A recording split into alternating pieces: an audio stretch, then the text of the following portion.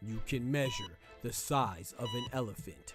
You can clock the speed of a cheetah, but you can't quantify the heart of a kings, queens, and in-betweens. Welcome to Dr. Boxing Talk. Stream starts now. The champ is here! The champ is here! The champ is here! The champ is here! The champ is here! The champ is here!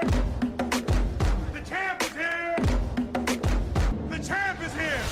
If I tell you I'm good, probably you will say I'm boasting. But if I tell you I'm no good, you know one line.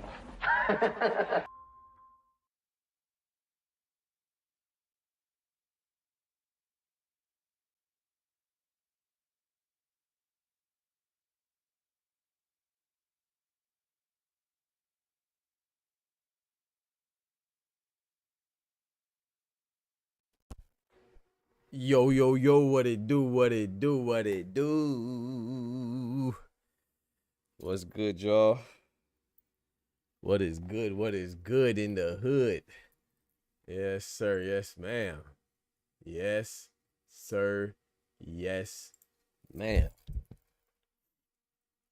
It's a Tuesday, man. It feels like a Monday because, you know, of course, we have Memorial Day, man. Rest in peace to all the fallen soldiers, you know what I'm saying? Literally and figuratively. You know, and, you know, condolences to the families because they also make sacrifices, you know, so I want to salute to them and salute all the soldiers, man, whether it's friends, family, or military personnel, you know, there's a whole bunch of soldiers who walks of life, but Memorial Day is for the ones that are enlisted, you know, the enlisted soldiers. So rest in peace to them, our serious condolences to them.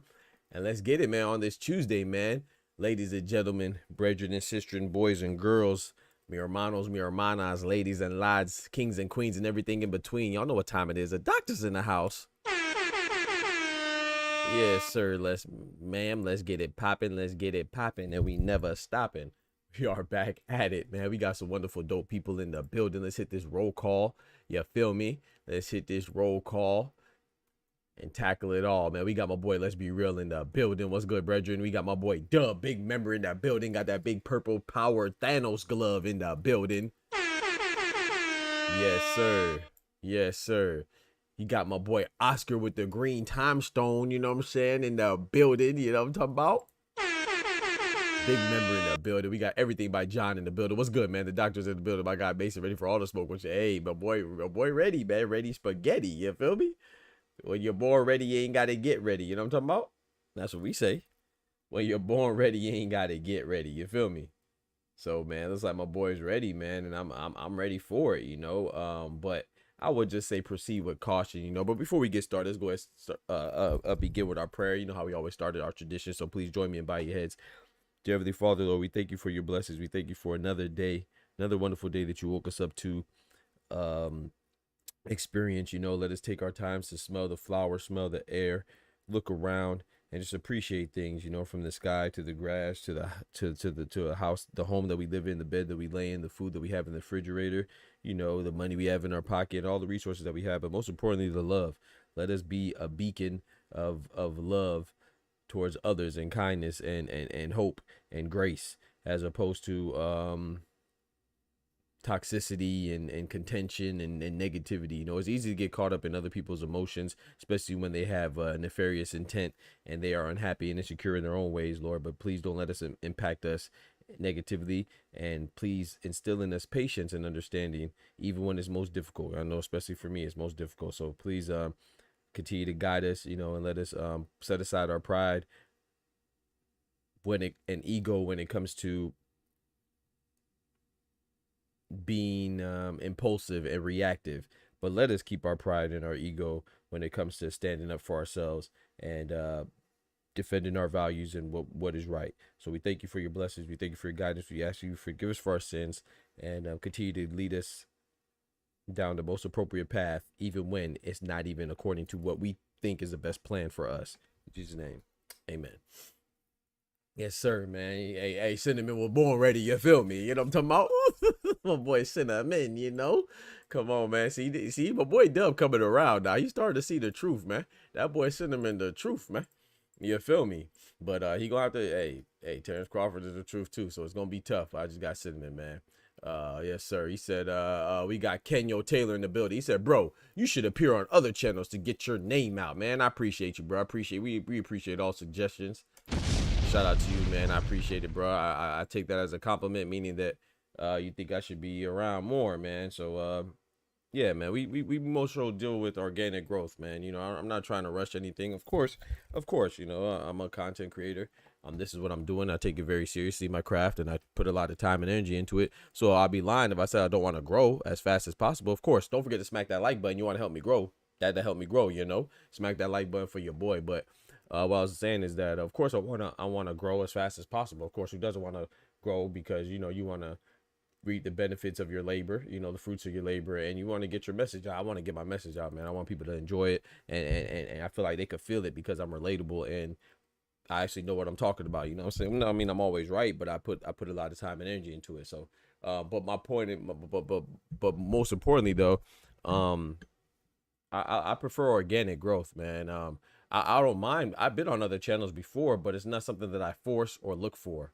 You know, I don't really go out of my way to try to get in somebody else's good graces. You know, I just try my best. I'm human, man. I already struggle trying to remain in God's good graces. I can't afford to be trying to be in anybody else's good graces. You know, a lot of times with people, you know, they want you to believe a certain thing or think a certain way or be in concurrence with them. I'm just not into that, and I'm definitely not into any fake internet beef either, you know. So I just do my thing, man, and just, you know, and it's gonna happen, you know. It's gonna happen because I wouldn't be doing it if I wasn't trying to be good at it. And most importantly, God wouldn't allow me to do it if it wasn't something that happened. So I don't really concern myself with that, of course. But yeah, I would go on other channels, man. I appreciate the suggestion, man. Shout out to you, Kenya. Yeah, I definitely appreciate the suggestion. And yeah, I rap with, I need to go on Two Sets channel, man. Shout out to Two Sets, man. One time for the ladies, you know what I'm saying? That's the best channel right there, man. Shout out to my dog Two Sets. I love to be on her channel and stuff like that. It's just a lot of times when she's on, she don't be believing me. But like the last time she was on, I was driving. And then I was at a restaurant for my cousin's birthday. And she think I be capping, but I be serious, man. It's just never conducive for me to go on. But yeah, I've been on Just Deuce channel before. Been on Two Sets, been on Ryan Frazier, you know. But a lot of times people, you know, there's some people out there that are very jealous and envious, you know. Like there's been a couple of channels that made videos about me and stuff like that because they can't keep up with me intellectually and they damn sure can't keep up with me physically. You know what I'm talking about? So, but it's easy to talk on the internet. So, you know, as opposed to going back and forth, I just let them talk Cause we gonna run into each other. And I'm gonna have my camera ready. You know what I'm talking about? Yeah, we gonna see if they keep the same energy, man. You know, good Lord willing. You know, it's gonna happen. When it happens, boy, you gonna know. But yeah, man, shout out to y'all, man. Let's get it. Let's get it popping, man. Let's get to this boxing, man. The boxing voice will let you on, hear your opinion and get followers. I came from there. That's what's up, Kenyo. Hey, man, hey, the boxing voice is a dope channel as well. Shout out to my guy. I talked about Ryan Frazier. You know, I've been rocking with Ryan Frazier before he got on the boxing voice. You know, that's my guy right there. Shout out to the boxing voice. That's one of the few boxing channels I tap in with. I think that they give a holistic view of boxing. You know, they do a pretty good job. So definitely rock with them. But you know, I just be so caught up doing my own thing, man. I don't know what it takes to get on with other people, and I'm be honest with you, I'm not really interested. You know, if it happens organically, cool. But I'm not looking to ride nobody's coattails. You know what I'm saying? I'm good on this side. Your setup is dope, man. Appreciate it, Kenyo. Yes, and shout out to all the people I rock with me. You know what I'm saying? I'd rather have a strong, small circle than a big, weak circle. You feel me? Because a lot of people, when they try to get on with other people, they basically, a lot of times they're not honest. You know, a lot of times they're trying to steal other people's audience, which you know, you can't really look at it like that. But that's how some people are, man. They're very selfish in nature. But they don't realize that you're going on somebody else's platform. And as soon as you mess around and get into a little issue with them, oh, them people ain't gonna rock with you because they rock with the other person, or you know what I'm saying? That's who they rock with. You know what I'm saying? So yeah, I can't nobody get mad at me and take the love, because the love is real. You know what I'm saying? So shout out to all the members and shout out to everybody here. Shout out to my guy Ray Davis in the building. He said, Doc, you are known in the community. Look at the love you got in the chat last night on Big Homie Channel. Yeah, man. Shout out to that was my, be honest, that was my first time typing in that channel. That was my first time being in a Blue Bloods channel. I think that was my first time in a live. Yeah. Like I said, I don't really get around like that because I'm so busy trying to do what I do. You know, I drop a lot of videos and stuff. But that was dope, man. So shout out to you, Ray Davis. I appreciate you, man, shouting me out and stuff. That was my first time in his channel on a live. I seen a couple of videos, of course. You know, he's one of the biggest boxing creators. So shout out to him. But yeah, I'm just, you know, I just do my thing, man. Shout out to my guy. Check out my guy Ray Davis as well, man. You know what I'm talking about? Go hang out with Battle Chief King Shy, aka Uncle Phil. Who's that? Who's that? Oh yeah, me too. I appreciate it, Kenjo. Yes, sir. But yeah, man, on a more serious note, man, and appreciate the suggestion, man. Shout out to everybody that rock with me. Don't forget to smack that like button. But man, I want to say some prayers up for Genjiro Sigioka, man. We threw some prayers up for him before. I definitely want y'all to keep him in your mind and in my mind as well. So please keep him in your mind. And you know, those of you unfamiliar with Genjiro Sigioka, he's a former champion in the minimum weight division. You know, he was fighting the current champion, one of the current champions, Pedro Tartaran. Who's another champion? Pedro Tartaran, Oscar Collazo has 2 belts, and then Melvin Jerusalem has the other belt. So it's 3 champions right now: minimum weight, straw weight, 105.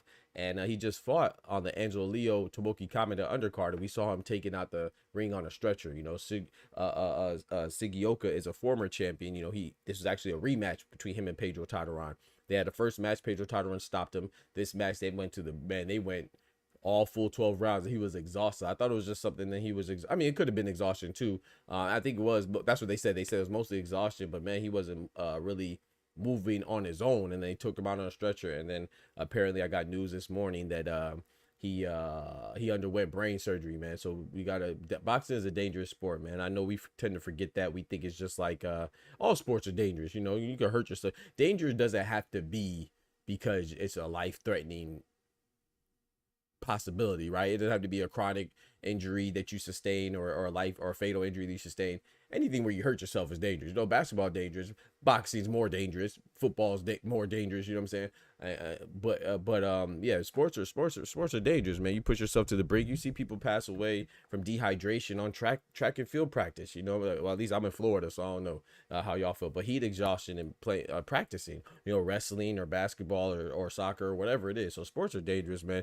You push yourself to your limits, you know, try to be a physical specimen. So shout out to Sigioka, man. And I want to point that out because, you know, Sigioka is undergoing brain surgery.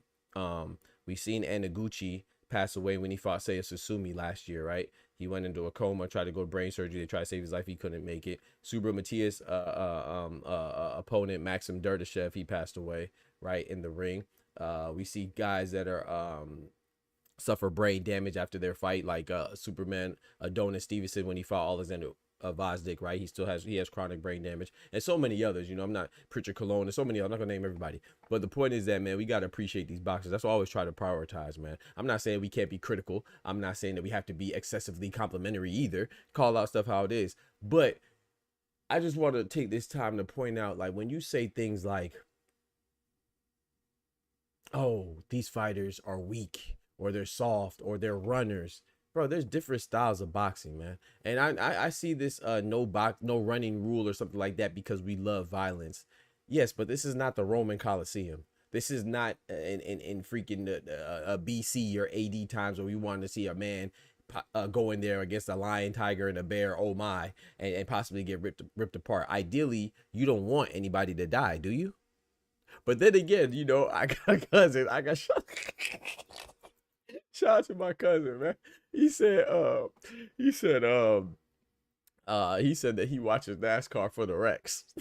So some people do want to see crazy stuff like that. I'm not knocking it. I mean, I think it's crazy. But of course he doesn't want anybody to get hurt. He just thinks the wrecks are cool because it's such a high speed.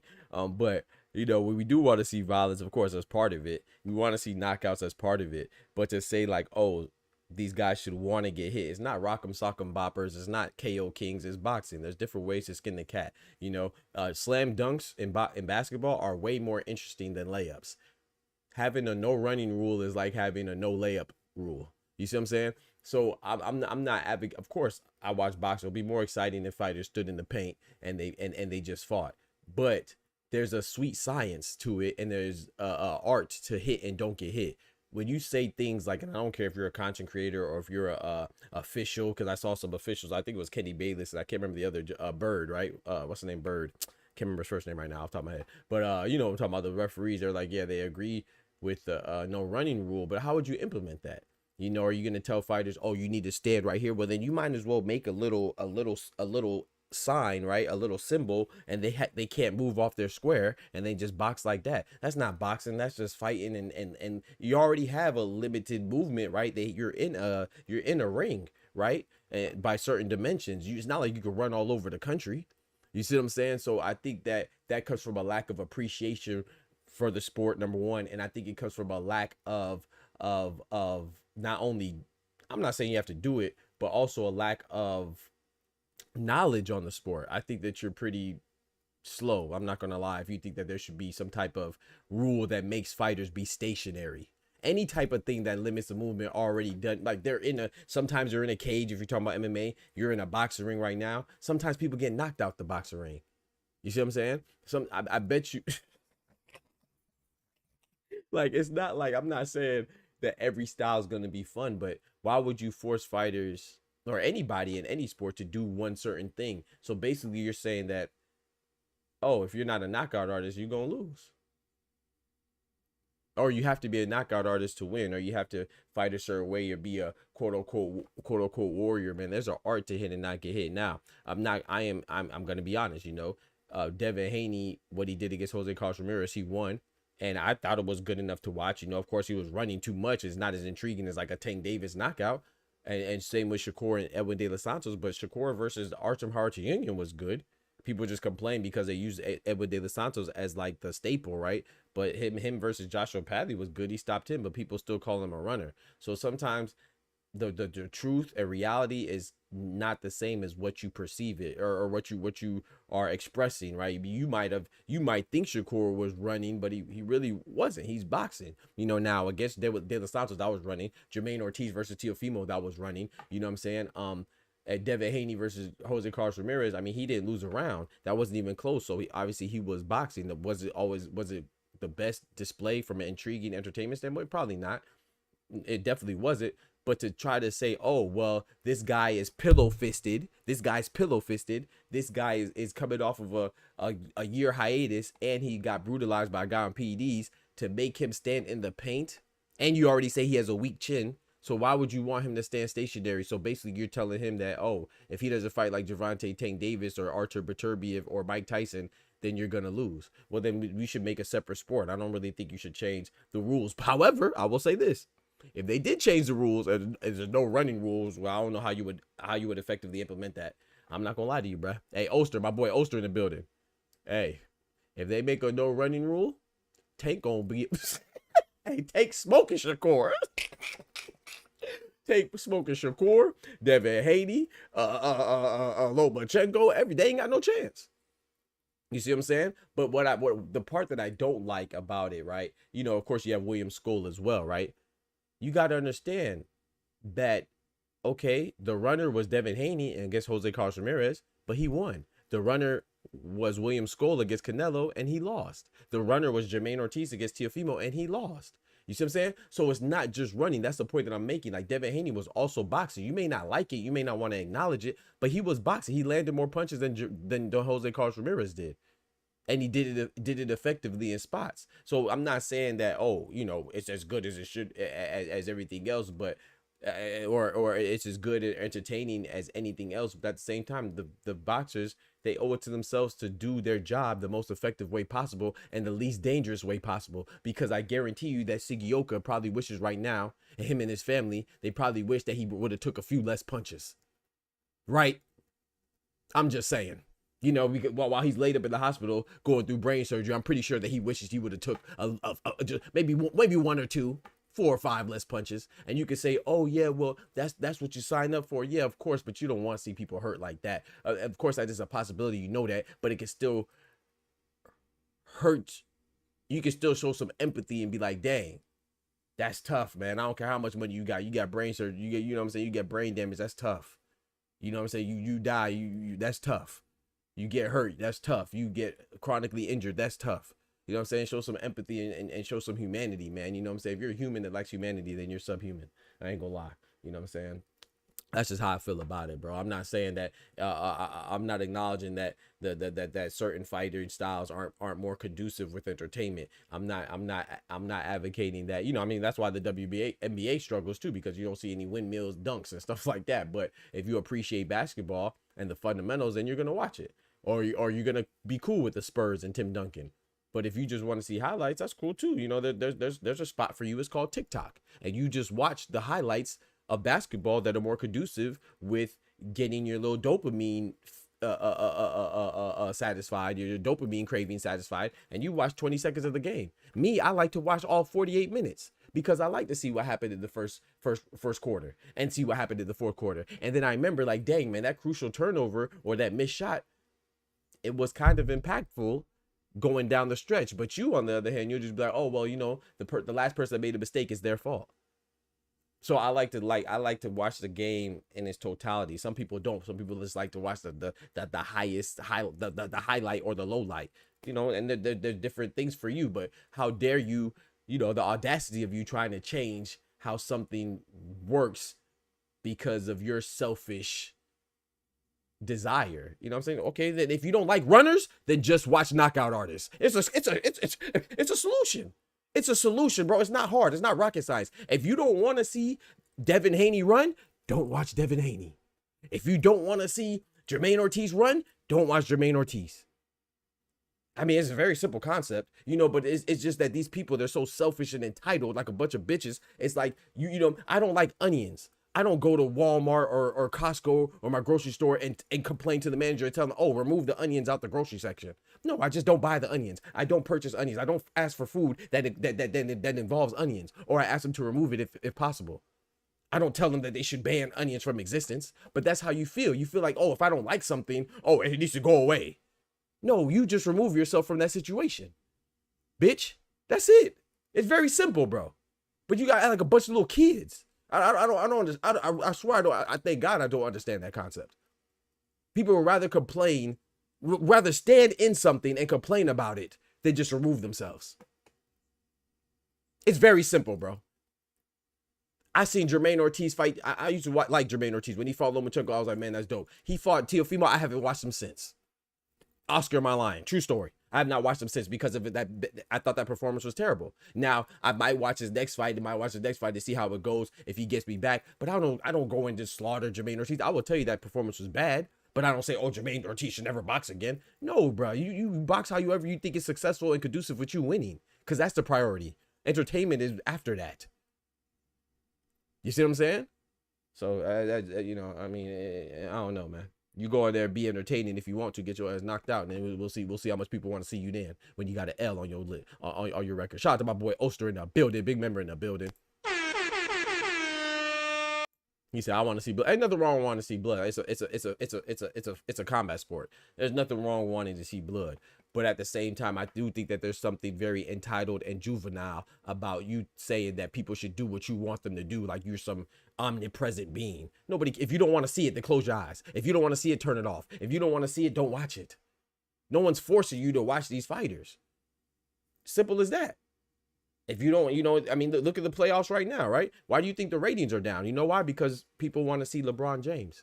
People want to see Steph Curry. People want to see Giannis Antetokounmpo. People want to see Nikola Jokic. They want to see these stars more, Joel Embiid. They want to see stars more than they don't want to see stars. But guess what? You have the option to either watch or not watch. If you go for the Lakers and the Lakers aren't in it, don't watch. But then don't watch the playoffs. And then when you see Minnesota versus OKC, complain that the Lakers aren't there. Well, you would know why the Lakers aren't there if you watch the other... the other games. You see what I'm saying? So just like with boxing, like, hey man, if you're surprised that Devin Haney was moving like that because you don't really watch Devin Haney. Devin Haney's not you call him pillow fisted, right? So you would think that you watch it. He's not a fighter that's gonna engage and stand in the paint. That's never been his style. He utilizes his tools to the best of his ability. And I feel like, so my point is this: if you're really a boxing enthusiast aficionado, I'm not saying that every fight it has to be as intriguing or entertaining as the other, but I had never watched a fight where I couldn't take something out of it. You see what I'm saying? Whether it's positive or negative or something like that. But something I was watching, like even with SHAKUR and De La Santos, I'm like, okay, bet I'm seeing how he approaches somebody with power. You know, I could see how, dang man, you know, Devin Haney was using his feet and his mobility to take advantage of Jose Carlos Ramirez's lack of. You see what I'm saying? You should be able to take something from it. I'm not saying that you should like everything. No, nobody likes everything. I like movies. I don't like every movie. But if I don't like a movie, I don't watch it again and again and again, hoping that something else happens and talk shit about it. I just don't watch them. You understand what I'm saying? So if you don't like Devin Haney's style, don't watch him. But you want to watch him and complain about it and try to control him, because you probably lack control of your own environment in your own personal life. That's why you mad.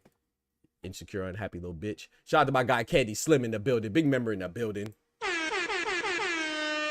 He said, Doc, from what I saw with Tank and the Devin sparring in the fight with Lamont Roach and Devin with Loma and Regis, Devin still wins. Like Tank alluded to, he needs a KO to win. I disagree, but I feel you though. I feel you. Al Booger. My guy Al Booger in the building. Big member in the building. Shout out to my guy Al Booger, man. He said, I don't know, Doc. Mexican Paulie said it's a bad rule because they can't run away, but the ring wasn't talking about Nello. Yeah, exactly. But then they say it's good because boxing should fight when talking about... I want to read that again, what Oscar just said. And that's what I'm talking about right there. It's not about, like I said, when it's not about the actions. It's about who's doing it. Notice that the majority of the people that are saying that they should have a new running rule, they like Ryan Garcia and they don't like Devin Haney. Because, you know, this is not the first time somebody ran, right? You know what I'm saying? So if it was if you genuinely didn't like the running rule, I mean, if you genuinely despised running like that, you would have conjured up or proposed this rule a long time ago. But it's because you like some fighters and you don't like another fighter, so everybody's action is not treated the same, even though you should treat the actions. You judge the person by their actions, not by the person. You understand what I'm talking about? Why you think Diddy is in the position that he's in?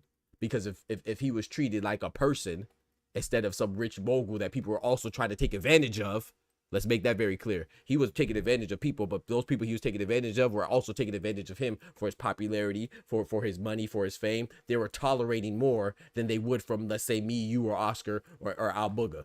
They would have been called the cops and authorities on us, or they've been removed themselves from the situation. But because it's Diddy and he got money and he got fame and he got exposure and he got all this other stuff, then you're going to tolerate a little more. And I feel like if you're going to tolerate a little more, then bitch, you get what you get. Because you don't stand on nothing. So with the running stuff, Devin Haney's not the first person to run. So if we just don't like the action of running, then okay, cool. But you don't like it because you don't like the person doing it, not because if it was somebody else, let's say if Canelo was moving like that against Skull, I like Canelo. I'm a Canelo fan. That's my favorite fighter, #1 right now already, Cinnamon. But if it was if the roles were reversed, which is what Oscar is alluding to, if the roles were reversed and Canelo was moving like Skull, you would see less people complaining because more people like Canelo. It is what it is. We don't treat people fairly, bro. We don't judge actions. We judge the person doing the action. You know what I'm saying? So let's read what my boy Oscar said again, man. He said, I don't know, Doc. Mexican Paulie said it's a bad rule because they can't run away. But the ring then talk about Nello. They say that good is good because boxers should fight when they talk about Devin Haney. So when they talk about Devin Haney, they have a different temperature. But when they talk about somebody else, you know, it's different. Basically what Oscar's saying. That's a fact. I'm not saying that you have to like running. I don't like running either. I want to see him stand in the paint. You know what I'm saying? That's why I like Floyd. But people call Floyd a runner. People call Floyd a runner. Floyd was, I always argue with people. I'm like, bro, he's not running. He's standing in the paint with the Philly shell with his back against the ropes, and he'll even walk you down sometimes. I'm not gonna lie. What Jermaine Ortiz did against Teofimo, that was running. What Devin Haney did against Jose Carlos Ramirez, that was running. What Skull did against Canelo, that was running. But the difference is with Devin Haney, that's not what Floyd did. But with those three right there, Devin Haney was also punching and countering too. You know, and that's the difference. I wish he would have punched and countered more, but it is what it is, man. He said, yo, Nicholas Mapp said, back from the dead, man. Hey, man, God bless you on your resurrection, man. Shout out to you. Let's read my boy Candy Slim. He said, if 2 fights in 3 years that they talk and somehow that's a problem. Come on now. Come on, Candy Slim. It's Candy Slim about to preach. Everybody, please face forward in your pew. Pastor Slim is approaching the pulpit. Hold on now. Hold on. My boy about to preach right now. I can feel it. Hold on. Oh boy, I'm getting the, you know what I'm talking about? Getting the Holy Ghost. He said, if 2 fights in 3 years that they talk and somehow there's a problem. The black man continues to be the easiest target for criticism. Devin and Shakur have no KO power, but have higher KO percentages than Barbosa and Cambosos, for example. And if you think he's lying, let me show you, because I brought the, I shout out to those that missed the channel, that missed the stream, right? Bro, Candy Slim, that's how I know you rock with. That's how I know you know boxing, bro. That's how I know you know boxing, because I literally showed this. Oscar, am I lying? I literally showed this, bro. I literally showed this. Arnold Barbosa has a 34% KO ratio. Can y'all see that? Hold on. Let me zoom in for y'all for the one time. Let me zoom in for you for the one time. Hold on. Hold on, chat. Barbosa has a 34% KO ratio. Now let's look at Devin Haney, which is what my boy just said. Let's look at Devin Haney. Let's look at Devin Haney. And I'm not a Devin Haney guy. 46. But who they call pillow hands? I'll wait. Let's look at Shakur Stevenson. Shakur Stevenson has had multiple surgeries on his hands. 47. But who they call pillow hands? I'll wait. Bro, I literally talked about this 2 shows ago. Literally, bro. And I literally showed the same stat. Shout out to my guy Candy. So I don't be capping. I don't be capping, chat. Ain't no cap in my rap. You know what I'm talking about? Yeah, they are weird, Doc, and I don't understand when Floyd said the game is called hit and not get hit, but Devin and Shakur are runners. Yeah, but listen to the thing. I'm not. I want to be very clear. Of course, you know me. I like Tank. I think Tank's beats Shakur. I think he beats Devin. I think he beats Tio.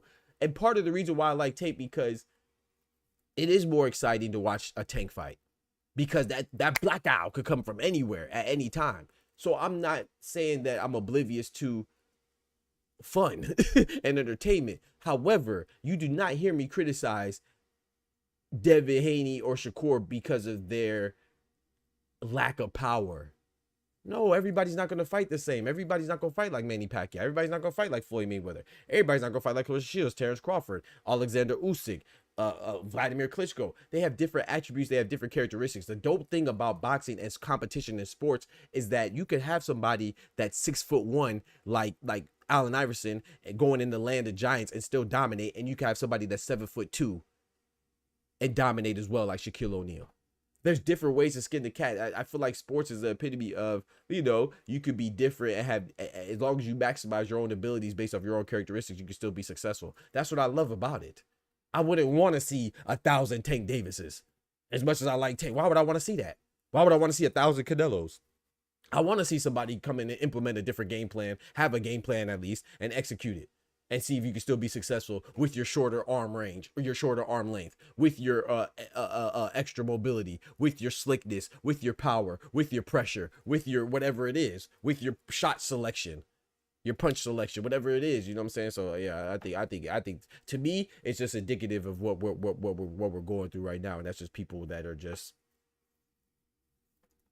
dumb.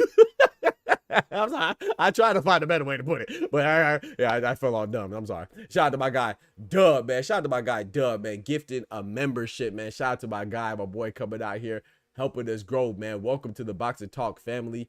Keenan as an official member, man. Salute to my boy Dub, gifted the memberships, man. Out here like Oprah. 1, 2, 3.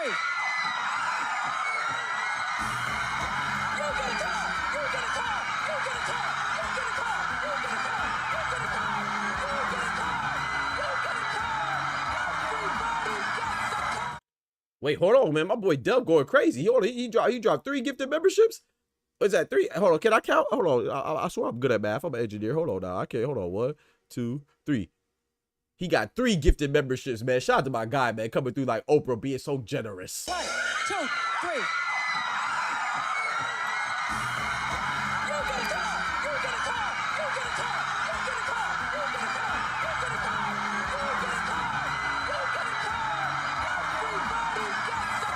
Yes, sir, man. Shout out to you, man. Shout out to Nicholas Mapp, man. Nicholas Mapp just became a member on his own, man. Welcome to the Boxing Talk graduate level, man. I appreciate it. Officially part of the Boxing Talk family. You know, I appreciate that on the membership level. Shout out to Nicholas Mapp, man.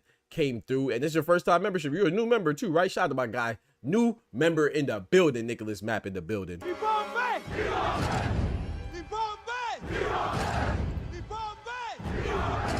Yes, sir. The Boxing Talk family way strong, man. I appreciate the love, man, from all y'all, man. I'll booger in the building, man. B-Dog, enjoy the gifted membership. Real Talk Combat, enjoy the gifted membership. Keenan Lofton, enjoy it. And once it expires, man, consider renewing that thing, you know, and keep us going and growing, man. Only at $3 a month, man. Shout out to my guy Dub. I appreciate your generosity, player. Appreciate that and your camaraderie. You know, I'm talking about more so. I'll booger in the building. Yes, sir. Nicholas Mapp, man. Thank you so much, my brother. I appreciate that. But yeah, man. So like with the running stuff, like I said, I'm not saying that you have to be entertained. Of course, you have a right to be entertained how you like to be entertained. But I do think that there is some type of entitlement that is borderline,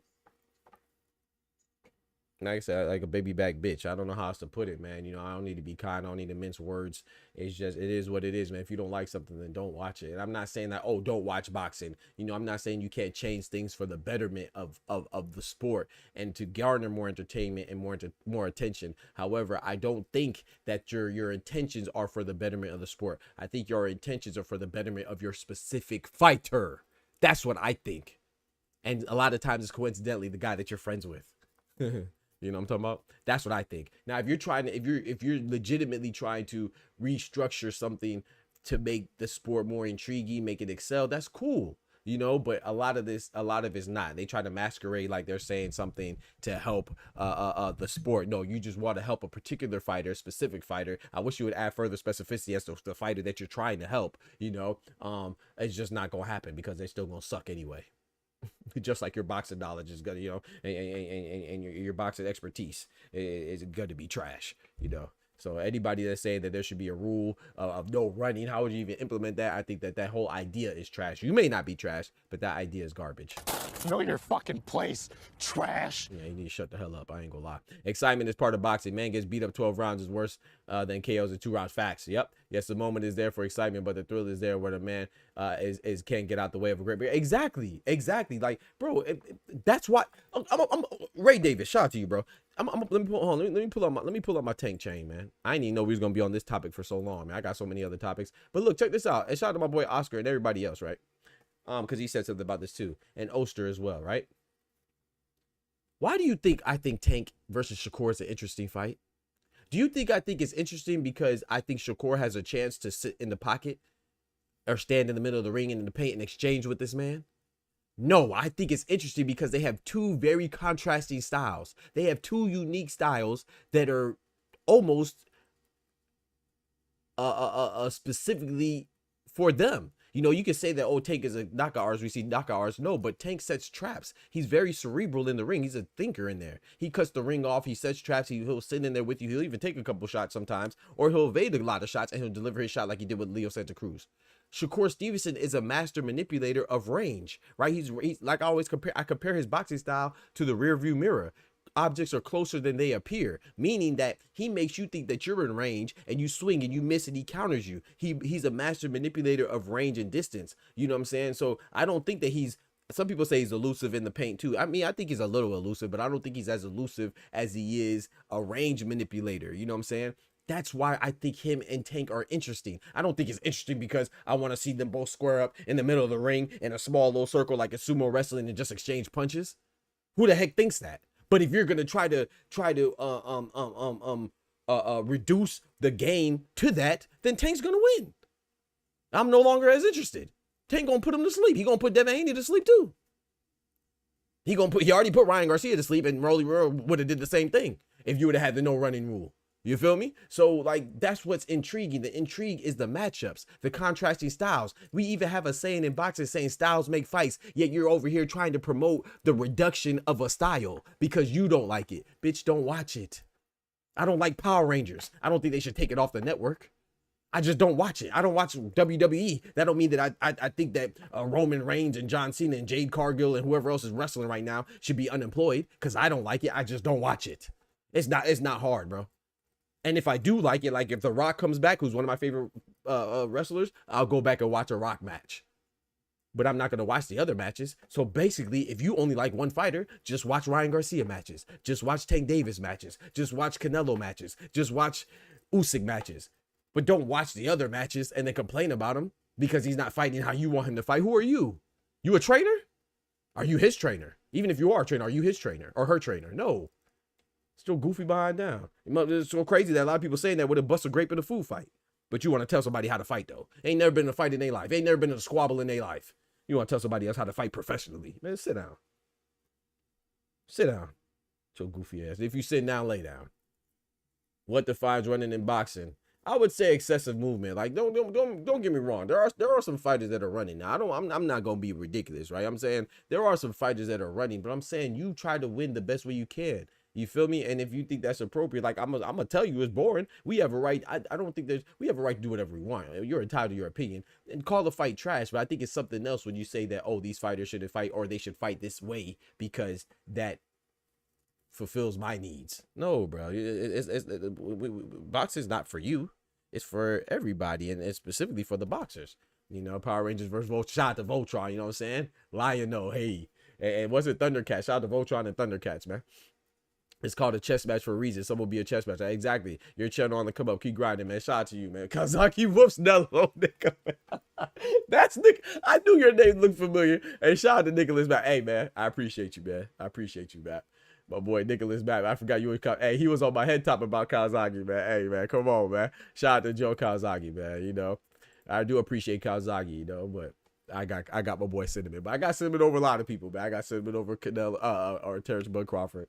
I got him over Kawasaki. I don't have him over Bivol or Beterbiev, but you know, I got him over Benavidez. So shout out to you, Nicholas, man. I appreciate you, bro. Big salute, man. Thank you for returning, and appreciate you for not getting sensitive. We all gonna have our opinions. Boxing debate is a passionate thing, right? So we're gonna do that. But yeah, I like Joe Kawasaki. I just don't like him as much as you. Shout out to my guy Oscar dropping that bread, that cheese, that butter.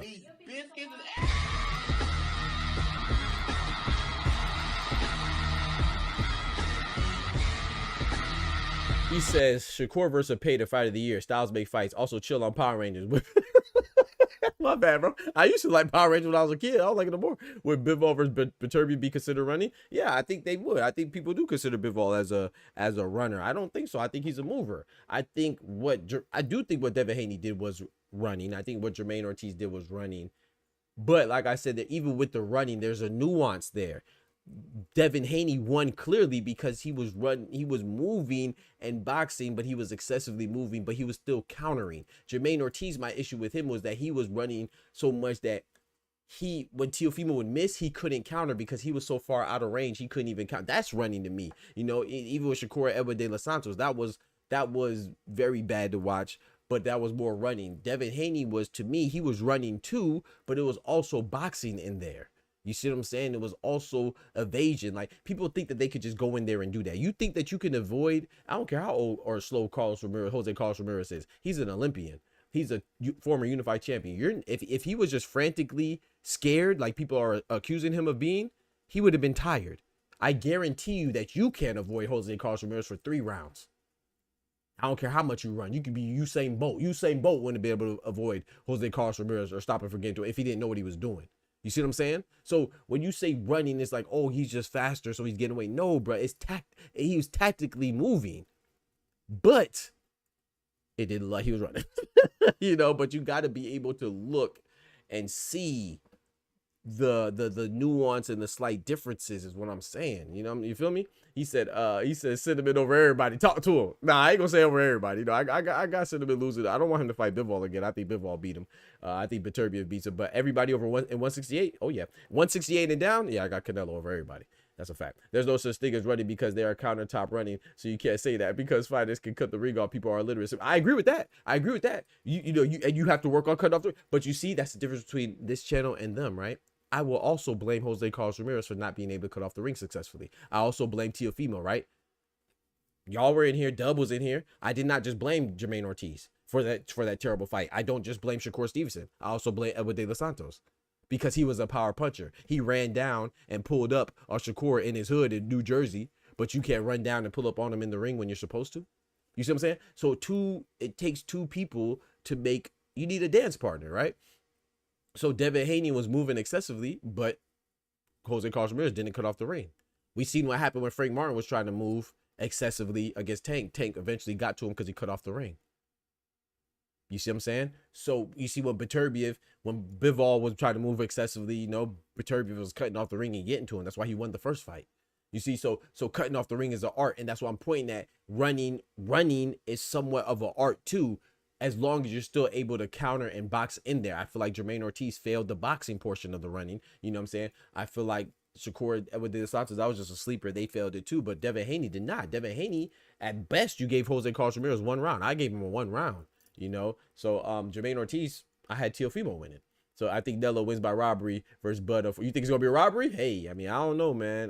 Yeah, a lot of people agree with you. I got Cinnamon beating Bud. I think if anybody can beat him from a smaller weight class, will be Bud. But I got Cinnamon. I think that Bud has tendencies to fight. You know what I'm saying? And be the bigger dog. You know what I'm saying? Not necessarily physically bigger, but like metaphorically and internally, like he has a bigger heart and bigger courage. He musters up. He has that X factor. And I feel like that's what's going to get him in trouble. He's going to want to exchange with Canelo. He's going to get hit. And he's going to want to get it back. And I think he might get stopped later on. I'm talking about like 10 or 11. But I don't know, man. He may come out and run like Jermell Charlo did too. I don't know, you know, or William School or something like that. But I think it's going to be a good fight, man. He said, not to mention Ramirez had the train of the year. Right. And shout out to Robert Garcia. But that's the thing. Same with Canelo, bro. I'm a Canelo fan. I'll be the first to tell you that Canelo disappointed me in that fight against William School. We could be mad at School all you want, or School, right? We could be mad, yeah, he was running, but Canelo was lazy as hell in that fight. And it made me mad because I expect a lot of the fighters I like. I'm not one of these guys that blindly like a fighter and they think that they could do nothing wrong. No. Canelo put up a very shitty fight, and I was disappointed because Canelo is, if he's who I think he is, and what I'm accustomed to, the reason why he gained my fandom is because he's a very complete beast of a fighter. He showed me that he was content with just letting William Skull go around the ring and put up a lazy effort. I don't rock with that either. He put on a terrible performance. Him and William Skull were both equally bad. It's just that you're not going to beat the champion like that, and I don't think you should. And I think that Canelo, after some rounds, I'll say after like the 6th or 7th round, I had Skull winning up until the 6th or 7th round because then he stopped countering and he was mostly just getting away from him. So I got to score that for Canelo because you're forcing the guy to be so afraid of you or worried about getting hit from you that he's not even worried about punching you. And it's a fight, right? Whether it's boxing, karate, wrestling, you cannot be in a fight of any kind and not want to engage at all. You see what I'm saying? And Canelo was clearly the one who wanted to engage, just like Teofimo was. I'm very consistent, bro. This is not anything that's premeditated. I don't like Teofimo, but I had Teofimo winning the Jermaine Ortiz fight. I was going for Jermaine Ortiz, but you cannot win like that. If you are moving so much that when somebody swings at you and you're so out of position that you can't even counter, then to me that's when it's running and it doesn't go in your favor. So same with William Skull, the same exact thing. Devin Haney, the difference with Devin Haney and Carlos Ramirez, when Carlos Ramirez was swinging at him, he was getting ping, ping, ping, ping, ping, ping.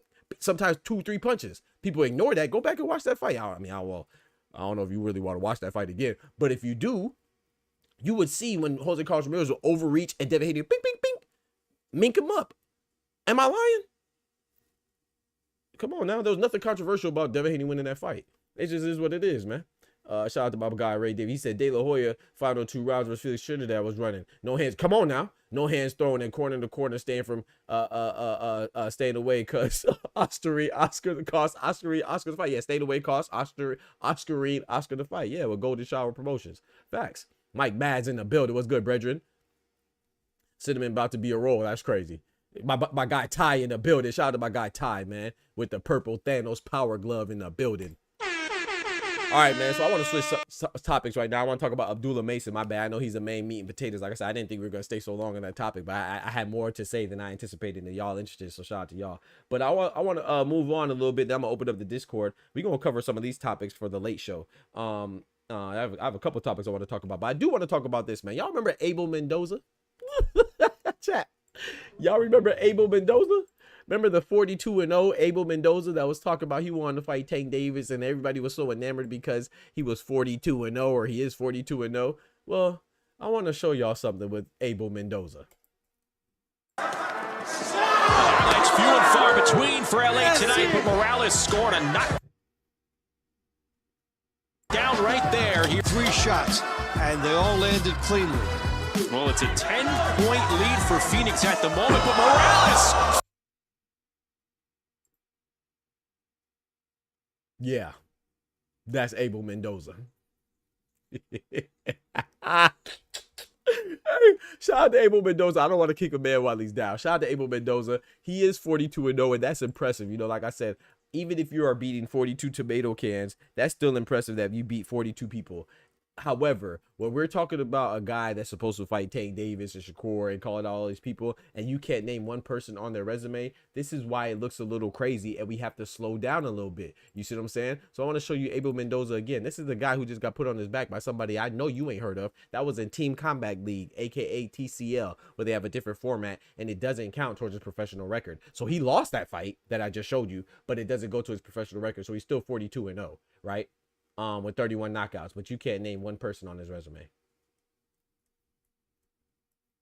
And that's when it becomes a little suspect, right? So we got to be careful about just looking at quantity over quality. So that's why when we talk about, oh, it matters about your caliber of opponent as well, because then you go to his TCL record, and this man right here is 5-7. Gosh dang. That man is bumbaclot 5-7. And so the difference between TCL, I'm not going to name all the differences for those of you that don't know or are unfamiliar with it, but it's like a team, right? It's like it would be like a big 3 or the NBA, like an organized team. And you have, if I'm not mistaken, correct me if I'm wrong, those of you more familiar, because I'm not too familiar. But I think you have 24, each team has 24 people, and you do 1 round of boxing, if I'm not mistaken, right? And you do just 1 3-minute round of boxing, and you gather points, and then whatever team has the most points at the end of it, the 24 rounds. So you basically have 24 participants, right, on each team, and you do 24 rounds of boxing. Each person does 1 3-minute round, and then if you get knocked down, it's a 10-8 round. You get knocked down twice, a 10-7 round. So you just got a 10-7 round, and then they accumulate all the points, and whoever wins on that team wins the event, right? So I'm not here to knock Abel Mendoza, but I think he's an example of this being more indicative of matchmaking than it is of his skills. He got clapped up, wrapped up, and smacked up. So, well, all this noise about, oh yeah, this guy wants this person, he wants it, yeah, sure. So there's a couple other guys like that. When I say, oh, well, somebody got mad at me the other day because I said I'm not convinced on Ernesto Tito Mercado. I'm not saying he's like Abel Mendoza. Tito Mercado, he's decent, right? But I got to see more. I'm sorry. You beating Jose Sniper Pedraza no longer does anything for me, because the last time, you know, Jose Sniper Pedraza, I believe he's 4-1 in his last 5 fights, meaning he has 4 losses. Sorry, 4-1, 0 wins, 4 losses, and 1 draw. Or he could be 0-5. Hold on, let me look. Jose Sniper Pedraza. Actually, hold on. He could be 0-5. Is he 0-5 or 0-4-1? In his last, no, yeah, I was right. Okay, he's 0. I'm good, bro. I'm just good, bro. I'm just good at this, man. I'm good at this. This is Jose Sniper Pedraza. Sniper Pedraza was a beast, right? I wish he would retire because he's no longer himself, right? But he lost to Tito Mercado, was his last fight. He also lost to Keyshawn Davis. He also lost to Arnold Barbosa. He had a draw with Richard Kami, and then he lost to Jose Carlos Ramirez, right? I'm sorry. Like, we cannot. Shout out to Tito Mercado. I think it's dope that he's calling out Shakur. I think it's dope that he's calling out Gervonta. But you can't call out these guys and get me excited when your last win is Jose Sniper Pedraza, who also lost to Keyshawn Davis, who also lost to Arnold Barbosa, who also had a draw, who also lost to Jose Carlos Ramirez. His last 5 fights, he's 0-4-1, right? So my point is that the last time he won that people could take credit for, I give Gervonta Tank Davis, who beat him when he was undefeated for his belt, I give him credit for that win. I give Vasily Lomachenko credit for that win. I'll even give Jose Zepeda credit for that win. But after that, no, you don't get no more credit for that win, bro. It is what it is. And Ernesto Mercado, his best win is Jose Sniper Pedraza. I can't get excited about that, bro. I'm sorry. I just can't. And, you know, even Keyshawn Davis, I don't give Keyshawn Davis credit for beating Jose Sniper Pedraza. Shout out to him, you know, but that's a resume builder. It's more indicative of Jose Pedraza not being the same than it is of you being a good fighter. I'm not saying they're not good fighters, but what I'm saying is that I'm not convinced. That's not making a statement. That's not a statement win. So it is what it is, you know. People get mad at me all they want. Hey, shout out to my guy Ty. He said he a nice dude in person, but Ray Savage said, buddy. Oh boy, out here snitching. Come on, man. He sent him to the hospital, bro. All right, I'm putting cases on all you bitches. Oh boy, Ty out here snitching. Ain't no way he put him in the. He don't give him a toe tag, man. My guy Isaiah in the building, big member in the building. Got that red reality stone, you feel me, with the glove out there, man. Got the red reality stone, man. Appreciate you. But yeah, man, so like I said, like, Abel Mendoza is dope, but you got to be careful. There's levels, man, which is why I'm going to transition to Abdullah Mason and the levels, man. The levels, man. Shout out to Abdullah Mason. I love the fact that he wants all the smoke, right? Shout out to my guy, Nicholas Mapp. He knew exactly where I was going, man. You know what I'm saying? I like that was Inception right there. One time for Leonardo DiCaprio. He said Emiliano versus Abdullah, Top Ranks needs to set it up. And I'm going to disagree. I'm going to tell you why I disagree. Abdullah Mason, man, first of all, he's one of my favorite prospects, probably my favorite prospect, man. I'm looking forward. I like Keyshawn Davis a lot too. I just don't really give him credit for beating Jose Pedraza. But Abdullah Mason was going making the media rounds, and he's calling out a lot of guys, particularly Keyshawn Davis, right? And it makes sense because he's ranked number 2 in the WBO. So shout out to Abdullah Mason. I love it. But this is when your team steps in, particularly Top Rank and his team, like his trainers and his coaches. I'm not saying he's not ready. I'm saying I don't care if he's ready or not right now. Because when you're born ready, you ain't got to get ready. He seems like he's born ready.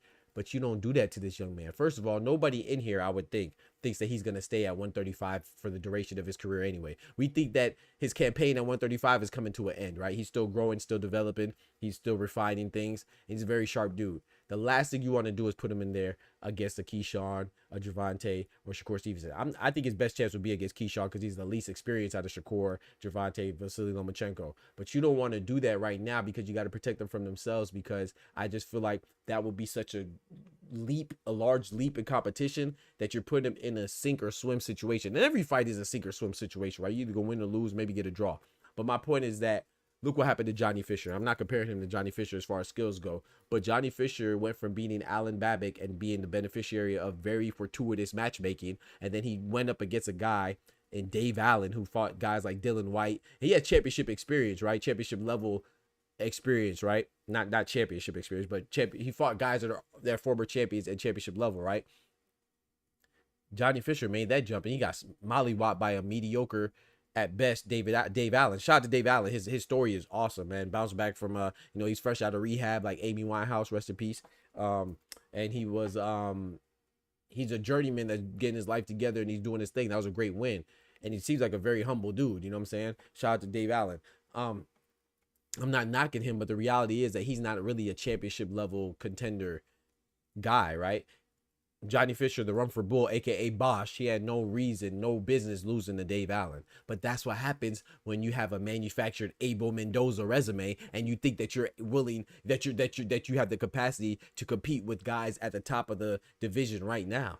I'm not saying Abdullah Mason does. I think Abdullah Mason is moving accordingly and progressing appropriately with his career development. However, he's still young. Same with Emiliano Vargas. I think him and Emiliano Vargas, they both have similar characteristics and physiques. I think that's a good super fight later on. I'm not saying it has to be super later on, but let them at least be established in the division that they're probably going to campaign at for a long period of time before they fight, in my personal opinion. There's no reason for Abdullah Mason to lose right now or Emiliano Vargas to lose right now. If it happens, it happens, you know what I'm saying? But if you put them against each other, then somebody's going to lose. You see what I'm saying?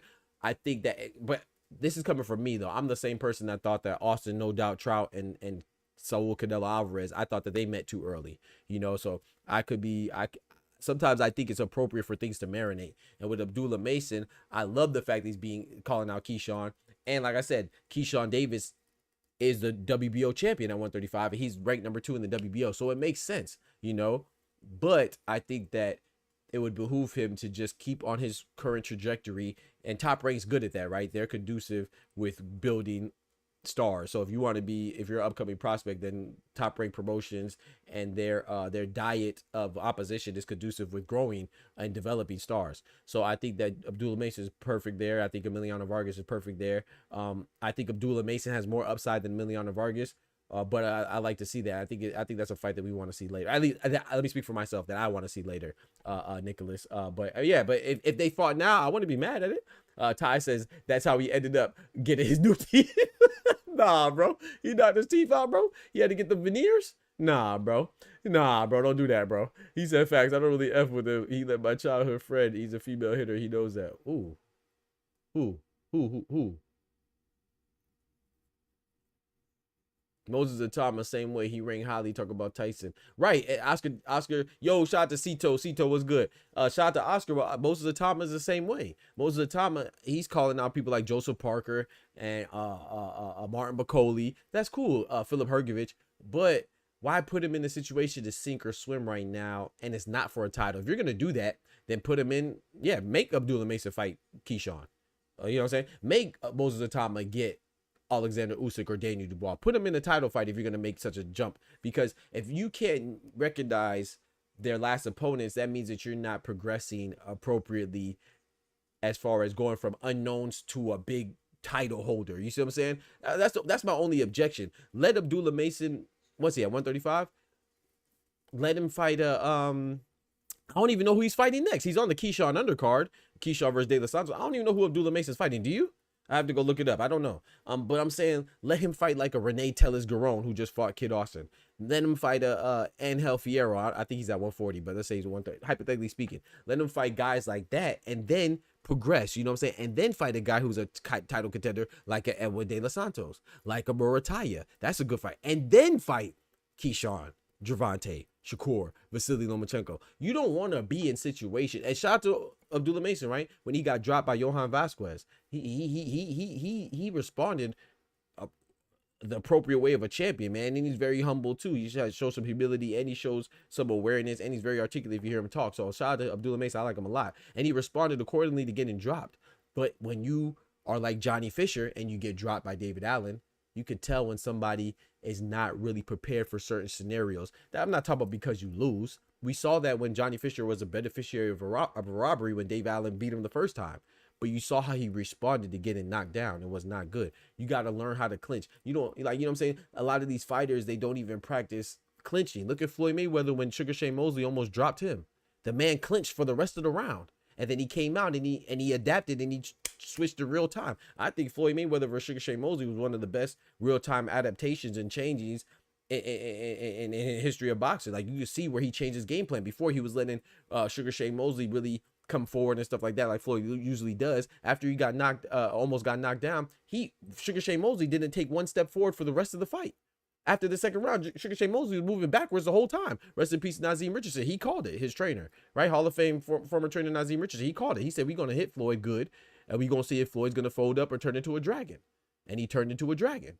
That's why he's the greatest. You know what I'm saying? And we also seen another a good demonstration of real time adaptation with Caleb Plant and Trevor McCumbee. Remember, Caleb Plant was also fighting on the outside at range, and McCumbee was ragdolling him. I'm talking about he was tossing everything except the salad.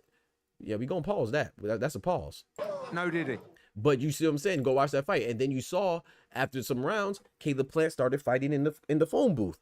CQC, close quarters combat. Now, if Trevor McCumbee was a bigger, higher profile opponent, I think Caleb Plant should have won performance of the year. That, bro, go back and watch that fight, bro. That was beautiful. You know what I'm saying? Shout out to him and Bredman. That was beautiful, man. The adaptation. That's what we love to see in boxing. You see what I'm saying? I love to see when fighters, you could literally see when they have one game plan and then they have a plan B. Pause. And then they have a plan C.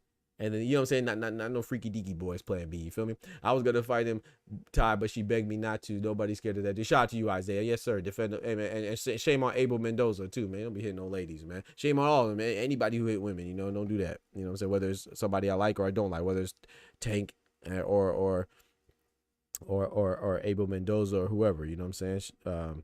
Yeah, and shout out to you, man. You know, don't be hitting no women, man. Shout out to you for standing up for her.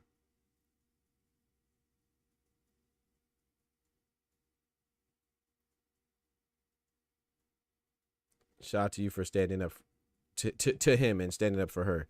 But yeah, Mason is fighting Nakatani. Yeah, he's fighting Nakatani. That's right. I did know that. Appreciate that, Joey. Yep, I knew that. What's the name? What's the name fought him, right? SHAKUR Stevenson fought him too, amongst some other people. Yeah. That's actually, and see, that's a good fight because Jeremiah Nakatani, it's a good progression, right? So I don't think that you want to go from a Vasquez to a Tank Davis. You see what I'm saying? So yeah, that's appropriate ascension and progression for your career, man, career development. So that's what I think is good. But shout out to Abdullah Mason. I love the fact he's called out SHAKUR. I love the fact he's called out Keyshawn, and I believe him. I think he would fight him. And I believe Moses Atama too. I just don't think that's appropriate. You know, that's why you have a good team around you to protect you even from yourself. It's like Errol Spence, one of my favorite fighters ever. You know, but he's notorious for what? Mr. No tune-up. He don't fight tune-ups. And sometimes it behooves you to fight a tune-up, bro. Because you don't always want to be in a war, especially when you're coming off your first loss and you got brutalized, beat from pillar to post against Terrence Bud Crawford. You want to get a tune-up just to make sure that you're still there, answer some questions, get your confidence back, you know. And even if you're a strong-minded, strong-willed person and you probably don't second-guess yourself, it's still good to just be like, all right, bet, man. You know, I still got it. You feel me? So sometimes tune-ups are necessary. I know we don't want to do that. I know we want no running rules and we want no tune-up rules and all that other bull stuff. But this is fighting. This is dangerous, man. Sometimes you need tune-ups and build-ups. I'm not saying that you should have 4 or 5 tune-ups in a row now. That's crazy, but you should have a career of consecutive tune-ups. SHAKUR too, hence why his cam going into the Herring fight had to be moved, had to be kept off social media. Yeah, exactly. Shout out to my boy Ty. Shout out to my boy Ty, man. Yeah, man. But yeah, man, I agree with that, bro. And also too, man, I want to say, man, shout out to my mods, man. But if anybody wants to be a mod, let me know because I don't really think about mods like that. I know a lot of channels, if somebody comes to the channel like 2 or 3 times, they mod them. I don't really do that. But it's not like I don't want anybody to be offended, you know what I'm saying? So I just do things differently. Don't mean that I devalue you or value you any less, you know what I'm saying? So, but if you want a mod, don't feel bad. A lot of people that got mods hollered at me about it, you know. But I just don't really. I'm just not really big on having a lot of mods because sometimes, and this is just my experience now. I'm not accusing anybody, but sometimes mods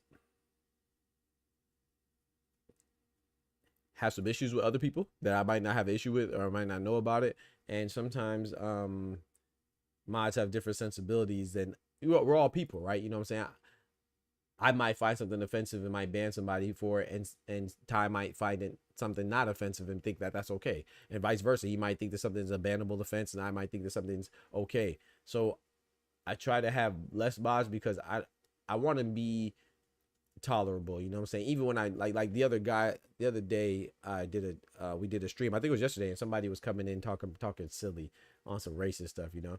I don't mind, I don't tolerate any type of racism or discrimination, you know, so whether it's based on religion, ethnicity, coloration, nationality, whatever, gender, whatever, sexuality. We don't deal with discrimination like that. But at the same time, people have a right to in this channel, people have a right to express their opinions, even if I don't agree with it, as long as they're not being overly offensive. And sometimes I need an opportunity to try to speak to them, and maybe I could persuade them to get off their stupid island. You know what I'm saying? You're on an island of stupidity and idiocy. How can we remove them from that island or make it clear that they're on that island to themselves? Because sometimes people don't know if we don't have patience. So I be trying to be patient. And shout out to my mom. Shout out to Mama Doc. I was talking to her the other day, and I was like, you know, I was asking her, you know, should I be more tolerable? And I was explaining the situation. She was like, yeah, because first of all, people gonna say what they want to say regardless. But at the same time, you gotta. Sometimes people really don't know. You know, their intention is not to be dumb. They just dumb. You know what I'm saying? Some people, they don't mean to be dumb, they just dumb, and so they just need somebody to bring them to the light. So sometimes, you know, I just want to exercise patience, but at the same time, of course, we don't tolerate any type of prejudice or discrimination or racism. But at the same time, too, we don't want to just ban somebody because they say something. Oh, you dumb because you don't like Tank. I don't want to ban. I mean, you dumb because you like Tank. Somebody says that to me, I don't care. I know I ain't dumb. You know, now if you make it being a nuisance and just offending people out the way, then, you know, got to get you up out of there. But if it's just, you know, let's talk. So I don't want to, you know, there's people in there, you know, like you be in Shannon Sharp's what's Shannon Sharp's show? You be in Shannon Sharp's show and they be calling him all types of you know, with his little case going on. They be calling him all types of stuff. You can't ban him. You know, people being here is a compliment in itself. That means they love you. You know what I'm saying? Hate is just confused love. Shout out to my guy Oscar dropping that bread, that cheese, that butter. These biscuits.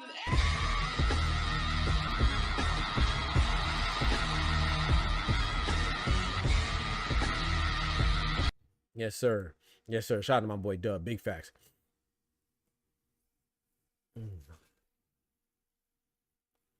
Give me a second real quick. Excuse me. But yeah, also too, speaking of Junto Nakatani, how you knew I had some Junto Nakatani news, man? My boy Oscar be knowing me. Oh, I put it in the title, didn't I? I put it in the title. I'm talking about how you know I had some Junto Nakatani news. I literally got it in the title. Shout out to Junto Nakatani, man. And y'all know Junto's my guy, man. Big Junto, right? Big Junto, right? Junto's kind of getting on my nerves now. It's not Junto himself, but it's his trainer. Rudy Hernandez, right? Junto Nakatani's trainer. You know, lately I told y'all that you know, we talked about this with him calling out Inoue, which is cool, right? You know what I'm saying? Team Nakatani, they want Inoue. Let's get it. You know, we want that too, right? But then he also said that they'll smoke Bam Rodriguez in 6 to 8 rounds. I agree. I think Junto Nakatani beats Bam Rodriguez. Hell, I think he beats Monster, right? You know, they call Naoya Inoue the Monster. I call Junto Nakatani the Monster Slayer. But like Oscar just said, Junto Nakatani has Ryosuke Nishida next. That's a unification fight. And for those of you that are unfamiliar with the smaller weights, don't worry. Just chill, little homie. I got you. You feel me? I know you don't know the smaller weights. It's cool, but you know your boy does. So check me out. At 118, which is the division that Junto Nakatani currently resides, bantamweight, there's 4 different champions. And all 4 of them are undefeated. WBC, Junto Nakatani. WBA, Seiya Tsutsumi. He just been declared the champion in recess because he has an eye injury. So now Antonio Vargas will be elevated, right? The WBO champion in Yoshiki Takei. And the IBF champion in Ryosuke Nishida. They're all undefeated. So as much as I like Junto Nakatani, I cannot definitively say for my purposes, you know what I'm saying, and my sensibilities, I cannot definitively say that he is the best at 118, even though I think he's the best, because he has 3 other champions beside him that are all undefeated. So until something happens and transpires where one of them emerges from the phoenix of the ashes above the rest, then they separate themselves from the field. I can't say who's the best, you know, but I do think that Junto Nakatani is the best wholeheartedly. He will be fighting Ryosuke Nishida this summer in a couple of weeks. Shout out to that. I love it. They're finally getting a unification fight. However, he better focus up because Ryosuke Nishida is pretty good. But Rudy Hernandez, in addition to calling out Bam Rodriguez, who's not at 118, in addition to calling out Naoya Inoue, who's not at 118, he's at 122. Bam Rodriguez is at junior bantamweight 115. So Naoya Inoue is at super bantamweight. Bam Rodriguez at junior bantamweight, and he's fighting an undefeated bantamweight champion. And then Rudy Hernandez, audacious son of a bitch. You know what he just did? He called out Rafael Espinoza, an undefeated champion at 126, and I personally believe that he's the best at featherweight. What? You calling out? Huh? how do we do that? What? How did you get to calling out Rafael El Divino Espinoza? What are you doing? You not at 122. You're not even the man. You're not the man at 118, definitively. You're not even at 122. So you dang sure at 126. Not to mention, I want to show you these rankings real quick. Let me pull up these rankings real quick. Not only that, you're not even the WBO champion in the division that you're in. And Rafael Espinoza is the WBO champion. What are we doing? Rafael Espinoza is the WBO champion at 126. Junto Nakatani is a WBC champion. So maybe if he was like, if he called out Stephen Fulton, who's a WBC champion, but he has no rights or no claims to Rafael Espinoza. However, I will say this though. Ain't nobody calling out Espinoza. Espinoza said he wanted to fight anyway. Anyway, we heard nothing but crickets. And I don't think Inoue should fight Espinoza. That's a terrible matchup, you know. But the fact that Junto Nakatani wants that smoke, I love it. I love it. I love it. I love it. However, I think this timing is inappropriate. I think that they should make sure they're focused on Ryosuke Nishida, because whenever we see these guys, we've seen it so many times, right? When a fighter talks about, oh, I want to fight this person next. I want to fight this person next. I want to move up and fight that person next. And you have somebody that's formidable in front of you, it kind of gives off the energy that you're not focused on the person that's in front of you, your imminent opponent. And I think that's a grave mistake. So I think he should focus on Ryosuke Nishida. Oh, they already did it. Antonio Vargas has already been, okay, so it's official. I dropped this video a couple weeks ago, so it is official. Seiya Susumi is a champion in recess, and Antonio Vargas was officially elevated. Yep. But yeah, Ryosuke Nishida over here, the IBF, I just think that, man, they got to lock in, man. Hey, I'll tell you like this, man. Junto and Rafael Espinoza, I ain't gonna lie, man. I like my boy Junto. That's my guy, but I kind of got Espinoza. But I'll be rooting for him. I'll be trying to give my boy a spirit bomb, man. Oh, Genku Daimo, whatever it is. You know, the little spirit bomb, man. I'll be trying to give him all my energy, bro, because he gonna need it. I don't know about that one. You know, I'm not saying that it can't ever happen. I think it depends on how Junto looks at 122. And if he looks great at 122, heck yeah, go fight Espinoza. I like it. But right now, you know, the fact that it's 2 divisions up, you know, I got to go with Espinoza. But he said tomorrow Yoshiki would be upset. Hey, Yoshiki about to be in this tough. Yeah, there's a matchup tomorrow. We got Eduardo Nunez tomorrow versus Eduardo Sugar Nunez versus Mishinori Rikishi, right? So that should be a good fight. So he said, I'm of the belief, excuse me, that you can recover better from a loss early in your career than later. I agree with that. But at the same time, in my opinion, Nicholas, like, if you don't mind me, if you don't mind me asking, what's your, where are you from? Like, what country are you from? Or what country are you in? Are you in America or England or Australia or Jamaica, Nigeria, Japan? Where you at? And the reason why I'm asking this because, are you Mexico? The reason why I'm asking is because I think you're right. But American fighters, it doesn't matter if you're brown, black, or white American, just American fighters, they have a harder time bouncing back from losses, period. Because Americans, as far as boxing, we have a weak fan base. We have a weak boxing fan base. It's not a priority, right? Boxing is not the first, second, third, fourth, or fifth biggest sport in America, right? So we want our fighters to be perfect. We want them to have an aura of invincibility and reflect that in their record, having a donut in the loss column. So I do think that it's easier for fighters in general, even American fighters, to bounce back from L's early in their career. I agree with you 1,000%. But I think it's harder for American fighters to bounce back from L's. Well, in the eyes of the American public, you know. So I think that, yeah, I just don't think, I think if you're, like I said, every fight is a risk, but I'm assuming you're referencing the Emiliano Vargas Abdullah Mason, right? So every fight is a risk, of course. You're not risk avert. However, I think, me personally, I think when you have 2 young up and coming prospects, there's no point in guaranteeing someone gets an L, because that's what that would do, right? Because Abdullah Mason, Emiliano Vargas, both of them undefeated, it's going to guarantee that someone's going to lose unless they get a draw, which is close, which is a possibility, but it's not really likely, right? That somebody is going to lose. I just think that's, you don't need to take that right now. I think that it'll be much bigger and better if it was like, they don't even have to be both champions, but at least let them both be strong contenders, you know what I'm saying? Get a couple good names under their belt. Abdullah Mason, which he's about to, you know, if he beats Nakatalia, Jeremiah Nakatalia, how do you pronounce it? My bad. I always mess up his name. My bad. Jeremiah Nakatalia. And then Emiliano Vargas, I mean, he needs somebody that's notable on his resume too. Maybe he could fight a Richard Kami or I don't know, somebody, you know, just to raise their stock, you know. And that's just my personal opinion, like I said. But I mean, hey, would I be mad if they made Vargas versus Mason, if they made Abdullah Mason versus Emiliano Vargas right now, of course I wouldn't be mad. You know, so I just think Abdullah Mason, man. I just think that I don't think he should be in a title fight right now. No, but I also don't think Moses Thomas should be either. I also don't think Emiliano Vargas should be either. I don't think you know, I think that the risk severely outweighs the reward right now, because you could, you know, boxing is you watch boxing, so boxing is a very a boxer's confidence is a fragile thing, man. And not even really confidence is fragile. I'm not saying, but more so like people will lose confidence in you, and then it's like people will get the blueprint. People will get a blueprint on how to beat you, and man, you know, it's tough to bounce back from that. That's why I salute all the people who can. Shout out to Team Slime. What's good?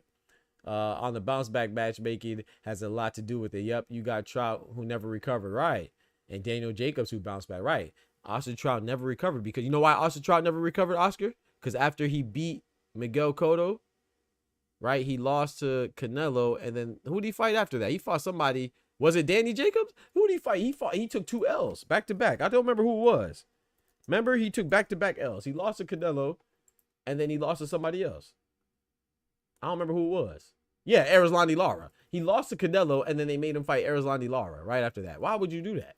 You see what I'm saying? And I think, like you said, it's what you said is the matchmaking too. Is because once you lose, it's like they want to see you lose again.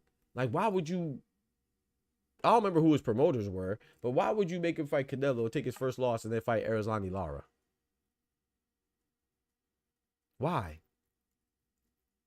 That was dumb as hell. You feel me? But it's like they're like, okay, bet you lost, so shit, whatever. Oh, go ahead. Go ahead. You feel me? So yeah, it's just, and that's what happens, you know. He had a good run, man. He fought, if you remember, also, yeah, he fought Delvin Rodriguez, Miguel Cotto, beat them. And you know, I actually went to Miguel Cotto versus Delvin Rodriguez. I was at that fight in Orlando. I believe Delvin Rodriguez is Dominican, the Dominican fighter. But yeah, Miguel Oscar Trout had a good run. You know, he fought Delvin Rodriguez, beat him. Miguel Cotto beat him, lost to Canelo, and then he fought Lara. If he would have beat those guys, man, that would have been a hell of a run. You know, so but yeah, that's just silly. But they're more willing to put you in these difficult situations when you already have a loss. You see what I'm saying? So that's just what I think. I'm from Brooklyn. Okay, Junto's trainer read my mind. I think Junto peaks at 126. That's a great fight at 126. Toss up for now. That's a great fight at 126. Okay, so yeah, you're from New York, so you know. So yeah, so you know how it is.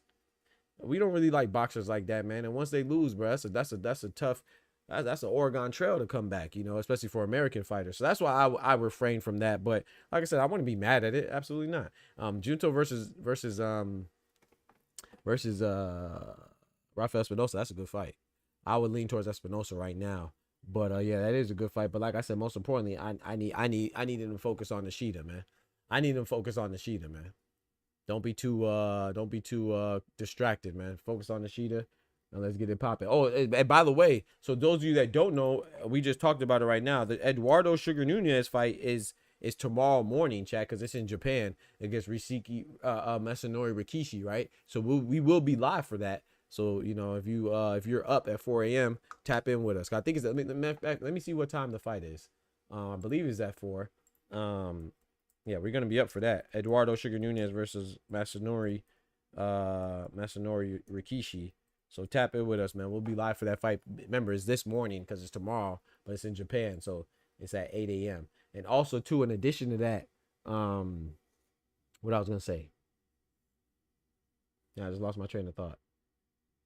In addition to that, Masanori Rikishi. Dang, I forgot what I was gonna say. Oh, I don't remember. Oh yeah, so the fight is for Anthony Kakasi's vacated belt, because he vacated his IBF belt. Yeah. And speaking of that, man, I want to show y'all this too.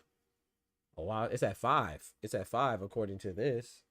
So it might not be at 4, it might be at 5. I don't know. I got to do my research on it more, because sometimes they give different fight times. So this says 5, but I don't want to be late. Yeah, it says 5. Okay. Broadcast time, it says 5 a.m. So we're going to be up watching that. So tap in with us. You know what I'm saying? But also, too, I want to show y'all this. I saw this a couple days ago. I think this is nuts. I want to see y'all opinion on it. I'm going to give my opinion.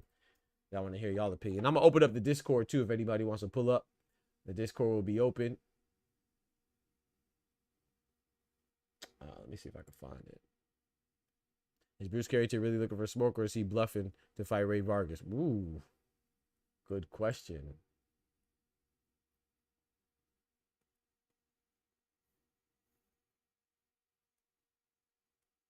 Let me see if I can find these rankings. Okay, here we go.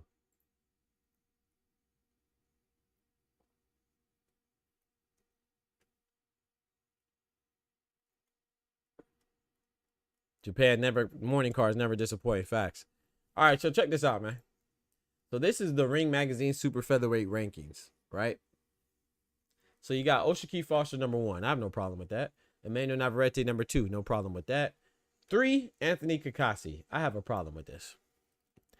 I'm going to tell you why I have a problem with this. And I put my comment right here. Hey, man, y'all follow me on Twitter as well, man. Dr. Boxing Talk on Twitter. You know what I'm saying? Let's get these follows up, man. Hit your boy up. I was thinking about making my Twitter logo my actual YouTube logo as well, man. We might change that up. I've been thinking about it. But yeah, we have 524 followers. Let's get some more. And I follow all the members back. But check this out. The reason why I have an issue with this is because these are the new updated rankings. I'm sorry, but if you're Anthony Kakasi and you vacated your belt, I don't care why you vacated your belt. I'm not saying that you're scared of your mandatory and Eduardo Sugar Nunez. I'm not saying that you don't want to fight these guys. Maybe you do want to go for it. He said he wants to have prize fights, right? He wants to maximize his efforts. Cool. If you want to fight Gervonta Tank Davis, like he called out, if you want to fight Leigh Wood, like you just fought for the money, I'm not knocking that. That's cool. But at the same time, there's consequences, repercussions of your actions. If you give up your belt, then there's no way in hell that you should be ranked over a guy that's a current belt holder in Lamont Roach, who just had a good performance against Gervonta Tank Davis, who a lot of people thought won. Why is he over another champion and you're not a champion? I don't think that he should be. I think he should at least be number 4. You know, and that's just my personal opinion on that. To me, they have 1 and 2 right. If you want to put Navarrete as number 1, I'm cool with that. They could be this one, O'Shaquie Foster, Emmanuel Navarrete could be flip flopped. You know, I know Emmanuel Navarrete just had a draw with Charlie Suarez, a Filipino fighter, but if you want to put the Mexican champion number 1 and put the American champion number 2, that's cool. I think that they're interchangeable. But I think this is a good list. But it's just this number 3. Hobson Casesa being number 5, that's cool. I would put Sugar Nunez above him, but she's not really proven yet. Charlie Suarez, I'd put a little higher for his performance against Manuel Navarrete. Ray Ford, I think should definitely be higher, but Ray Ford has to fight some people at 120, at 130. So if that's what you're saying, he hasn't fought anybody yet, really. Okay, but I think Ray Ford should definitely be higher. But I think Anthony Kakasi should at least be, at the very least, at the highest his ranking should be number 4, in my opinion, or can be as 4. I don't know if he should be 4, but he definitely shouldn't be number 3. Like, I feel like that's disrespectful to Lamont Roach. Yo, Flatbush, what up? He says, so we gonna watch the fight on here at 5 a.m. You know my thing. I'm always, you know, we watched the last fight at 4 a.m. bro. Catch up, bro. I'm always on here. You feel me? Always, man. Yeah, Austin the champion to bare knuckle right now. Yeah. Yep. Austin, no doubt Trout is a champion in bare knuckle fighting. Yep. But yeah, man, I just thought that was kind of crazy. Speaking of it, but yeah, Eduardo Nunez should definitely move up, because he'll be if he beats Masanori Rikishi tomorrow, but really tonight, you know, at 5 a.m. So we'll see. We'll see how it goes, man. It's gonna be a good fight. They're fighting for Anthony Kakasi's vacant IBF, the IBF title at 130 that Anthony Kakasi vacated. Yeah, man. So, and then this weekend, good Lord willing, man, we got some good fights, man. We got good cards. I don't know if they're gonna be good fights, but I'm excited to see Caleb Sweethands Plant and Jamal Charlo back at it. So, you know, Keyshawn Davis is on that card as well. So, you know, it's gonna be good. And then we got Khalil Cole bouncing back in his rematch, trying to bounce back against Manuel Gallegos. So we'll see. Anthony Kakasi is far underrated. It's nasty work. You think so? Nah, I don't think so. I think him being number 3 is kind of. I like Anthony Kakasi. You know, Kakasi the Apache. You know, I like him. He's good. But if you vacate your belt, I don't care for what reasons, you shouldn't be higher. You shouldn't be ranked higher than the champion. That's all I'm saying. I don't mind him being ranked number 3. I mean, I don't mind him being ranked number 4, you know, but not number 3. That's disrespectful to Lamont Roach. I don't think he. I mean, you vacated. You're not a title anymore. You're not a title holder, so you shouldn't be ranked higher than the title holder, in my opinion. But he's good though. Yeah, I like him. But he said he wants to go for money, more lucrative fights, and that's cool. But you can't be ranked higher than Lamont Roach, who's a champion. In my personal opinion, that's just my personal opinion. You feel me? Shout out to my guy, Ty. I'm about to open up the Discord for a little bit. Then I'm about to go get me some food, man. Yes, sir. Like, share, subscribe. The like button is at 50%. Now, come on now. Smack that like button. You feel me? Ray Ford is number 6 for dropping the belt. I like that. I like that, Ray. He said Kakashi 5, Nunes 4, and Roach. I like that. I like that. I like your list. He said Roach 2, Shock 1, Navarrete 3. I'm not mad at that. Like I said, if I was ranking 130, I would say 1 is Shock or Navarrete, interchangeable. So I would say those are my 1 and 2, and then my 3 would be Lamont Roach. And then I'd probably have Kakashi 4. I definitely would have Ray Ford higher than 10. But Ray Ford, it is what it is. He got to show. He definitely has to show some stuff too.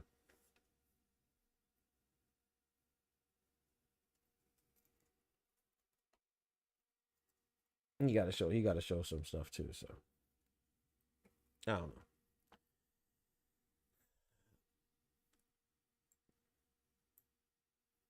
Let me show you. What's good, Karma? One time for the ladies. Got Karma in the building. Big member in the building. Always eating. You ain't. I ain't eating enough. You ain't feeding me. You know what I'm talking about? Big Dog Willie dropping that bread, that cheese, that butter. Pause. Yeah, we gonna pause that.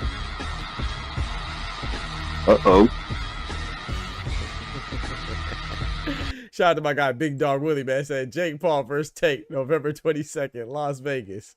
Facts. Yeah. My guy Ty in the building. What's good, brother? You? Yes, sir. What's poppin' with you, man? And nothing much. I just came up here to ask you a quick question. Oh Lord, what's good? So it was brought to my attention one of your guys need to go get some tiger ball, put on his knees. Oh Lord, not the tiger ball. He need to find some new ankles. Word on the street is he not cutting the corners like he used to. Oh no. Oh no. Well, boy in trouble, man. Yeah. Hey man, see, that's what happens. Hey, as they say about them habits, bro. You know, you do something habitually, it's gonna be like that. And if he's been going a long time without having to track people down, or even being willing to. So yeah, that's not a good. I mean, like I said, still got some till September, so a couple months. But I don't know if it's a thing of, if it's a lack of ability, then we're in trouble, you know. But if it's something that he just needs to work on and get back at it, then it should be all right. I'm promoting the fight, Big Dog Willie. Tank versus Jake Paul. I'm promoting the fight. Facts, man. Yeah, I appreciate that, man. Hey, that's I don't know, man. My boy Cinnamon got to tighten up, man. You know, Cinnamon just gotta.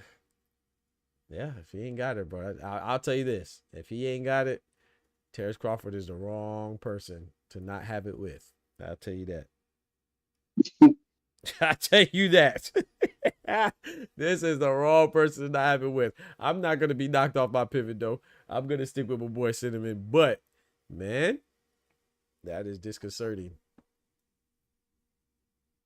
That is disconcerting. Somebody in the weight room. Oh yeah, we got McCall back there. Appreciate it. Yo. He said, I'm promoting the fight. Big Dog Willie here. Yeah, yes, sir. That's my guy, man. Shout out to Big Dog Willie, man. In the building. Yes, sir. He said, we got to spar. What's good, man? What's happening? What's happening? Man, chilling, bro. You? What's up with all the fellas, man? Yeah, Anthony Kakachi, man. Listen, the business of boxing, right? We all know. Dirty game, isn't it? It's a dirty game. Yes, sir. So, how much of Kakachi dropping that belt was his decision? And how much of it was his promoter's decision that, hey, you got to go get this check for the company, because the reality is a lot of times it's viewed that the promoters work for the fighters, Yep. that the management works for the fighters, Mm-hmm. but in reality, it's really the other way around. A lot of times, Yeah, a these lot of times. promoters Yep. and these promoters and managers, especially if you're not a superstar Yep. already walking into it, they grab you up, they see talent, they see, diamond in the rough. Hey, I'm gonna build you. Mm-hmm. They're paying your rent, they're getting you cars, they're Yep. making sure the babies get food while between you having fights, and then they come Mm-hmm. and they make these demands. Hey, it's time for you to go get me paid. Yep. And I really feel like that was the situation with Kakashi. And the really real reason why I feel like it's because he didn't move out of the division, but he dropped the belt.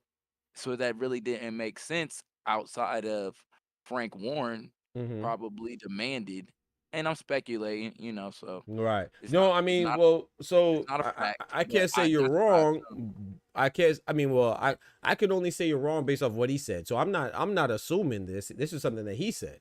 You know. Oh yeah, for sure. That's why I Yes. said it's not a Right. fact. But then again, are you gonna come out and say, Right. hey, the person that's going and getting your fights, he made me go get this money fight, and I didn't want to do it, and I really want to go for Yeah, I legacy mean, and the belt. I think it depends. I think that okay. So for example, like Espinoza, right? Espinoza is basically he's been saying that he doesn't want to that he can stay at 126, but somehow, some way, it's getting put out there that he's going to 130.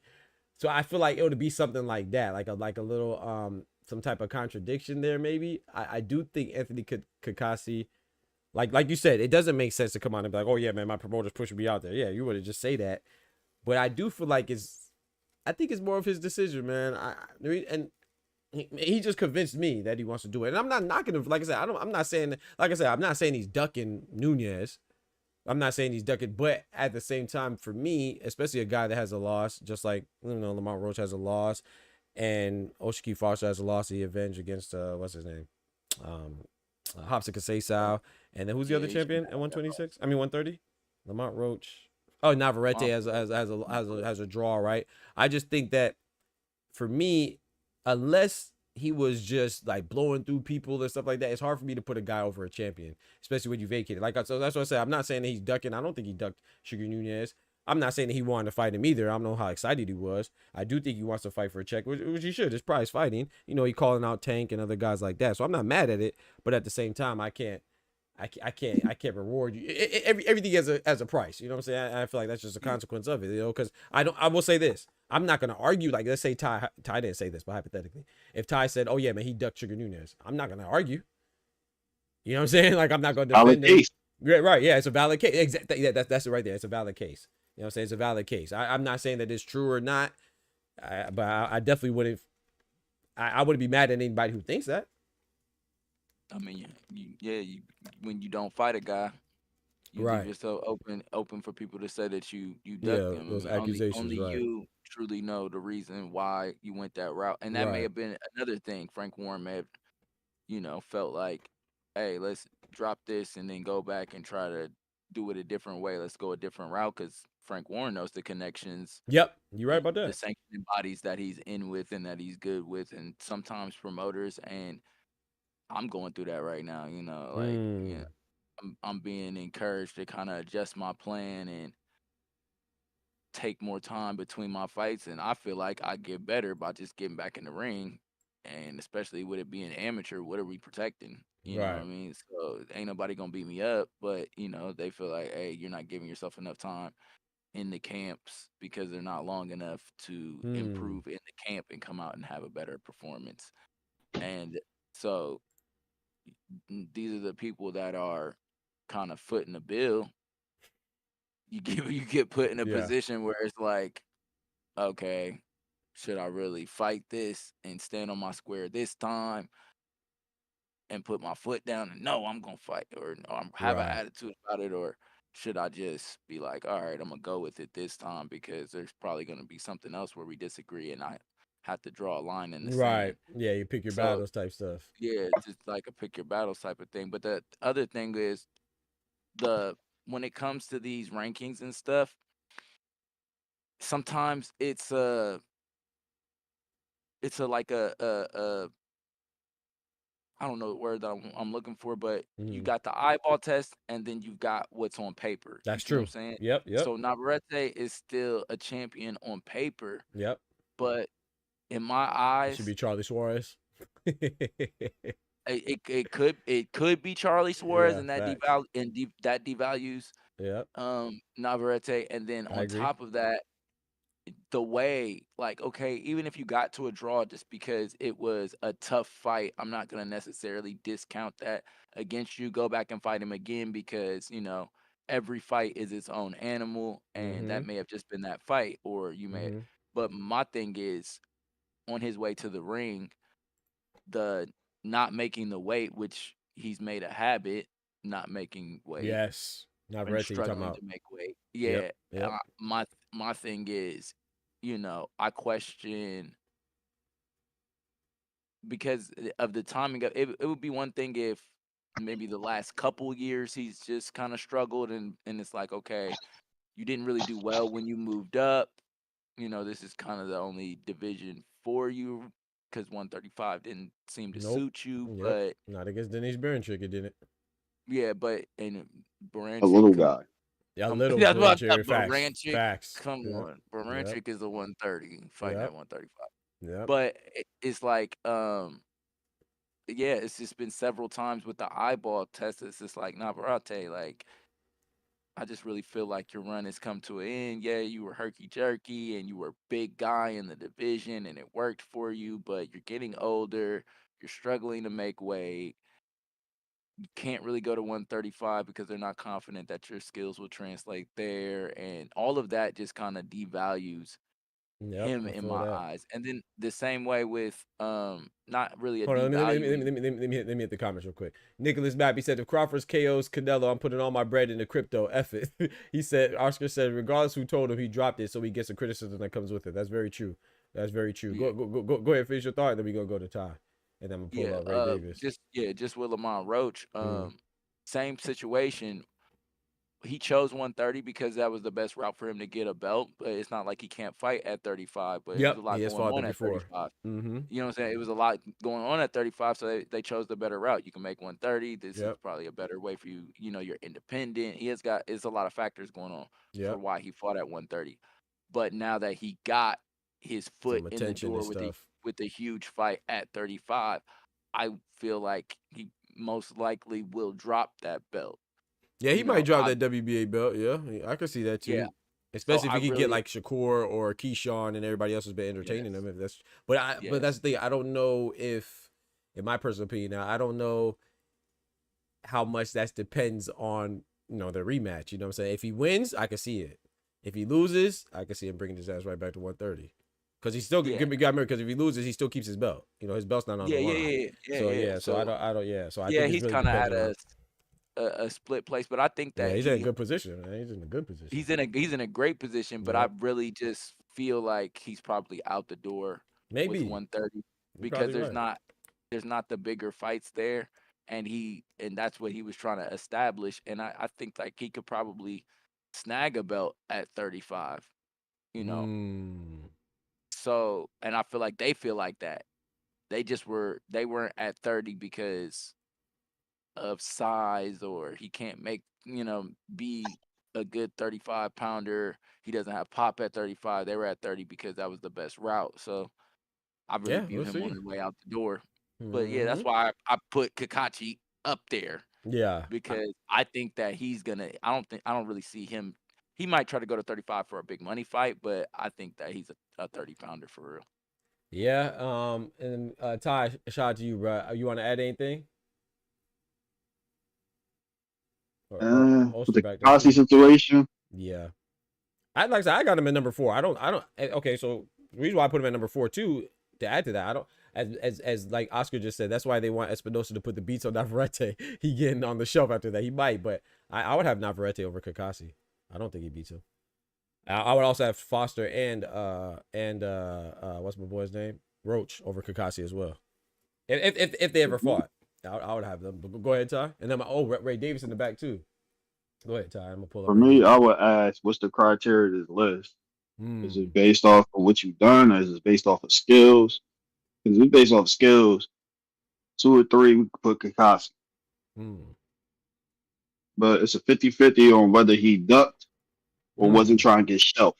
Kachi the Apache. He was told he had to go get this bag, but the bag never came. The Lee Wood. That's what I got a problem with. Yeah. Yeah.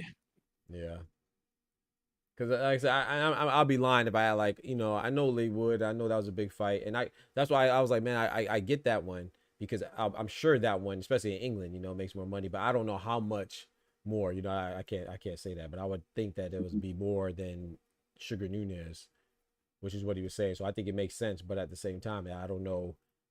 I don't, you know, it's hard to tell with these English fighters, man, because everybody's big over there, you know, so it's hard to tell for me, at least. I can't speak for y'all, but it's hard to tell how much bigger. But I definitely believe that the Lee Wood fight was bigger than the Nunez. I believe him on that point. No, from and what I like the Espinoza comparison. K-Chats, it was bigger. That Espinoza But joint? Espinoza got his own bread. He comes from money. That's true. So he like, look, this is what I want to do. Y'all can show me if y'all want, but this is what I want to do. I don't think Kakashi got. I ain't pocket watching him. I don't know if he has the bread to sit there and sit out until he gets what he needs. He might have to go do what his promoter said. Right. Okay. Makes sense. Oster, what it do, man? What's popping? What's popping? Chilling, bro. Hey, same old same. I'm trying to still define what running is. Let me pull up Ray Davis. Maybe Ray Davis will define it for you. Ray Davis, what it do? What y'all think running is? And you know, I say that, Doc, because I don't think that you can really say something in boxing if there's not a counter to it. Now, if you was doing something in the ring that it wasn't a counter to, then you can't say running. You can't run around the ring. You can cut it off. So I don't really understand what running is, because you know, if you get hit. So if you want to stop running, then stop holding. Talk to him.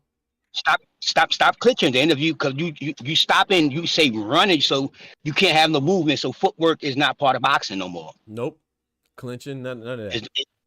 So if you want to stop, if you're going to define what running is, whenever you see, so I want to know like what running is. Like if you take 2 steps back without swinging, if you step to the side without swinging, like what running is. If you don't swing in 30, like what? Running is what I said earlier, right? You check out what De La Hoya did to stay away to try to win that victory against Felix Trinidad. Absolutely running. He moved from turnbuckle to turnbuckle, put his hands up, refused to engage. When he got cut off, he went the other way. Never threw a punch, not a jab, nothing. That's completely running. That's saying basically I secured my victory. Sugar Ray almost got called a runner a lot because he did that at the end of fights when he thought he was winning. Yep. And there's plenty of people did that. Yeah, I mean, Shakur did that against Valdez as well. But De La Hoya, right? De La Hoya did that. I seen Mayweather do it. I know. But the difference is they did it in the 30 seconds of ending the round or whatever. De La Hoya did it for 2 rounds against Felix Trinidad. That's considered running, right? Literally, there was no interaction with the fight. Right. De La Hoya, Felix Trinidad stalked him. He kept getting there. He would throw shots. De La Hoya would just slip out of there and he'd just move around without throwing anything because he thought he had it in the bag. Yep. As far as what Devin did, I don't call that running to the fact that, and look, I do and I don't. I kind of understand why they say it, but I'm going to say this. There's two people in the ring. Everybody's been saying this. There's 2 people in the ring. Ramirez has to cut off the ring. Absolutely. And when Ramirez cut off the ring, right, he was cutting off the ring expecting a jab to come his way, and it never came. He got hit with everything combo. Yep. Like, you know what I mean? Biscuit combo, 7 pieces, everything. And every time he got hit, it stuttered him with a point where he was like, I don't know what to do. Robert Garcia couldn't even give him another game plan because they didn't expect that. Trainer of the year, Robert Garcia. Devin did what he was supposed to do. But look, if this guy ain't going to change, I ain't got to change. But at the same time, as a fan, I would like to see Devin change. I would have liked to see Devin be like, look, this guy is out of line. Now it's time for me to step on the gas and put some pressure on him because he obviously doesn't know what he's expecting in this fight. And that's what should have happened. But it didn't. He won the fight. 12 zip. Yeah, Ulster all right. Go ahead, Now, Ulster.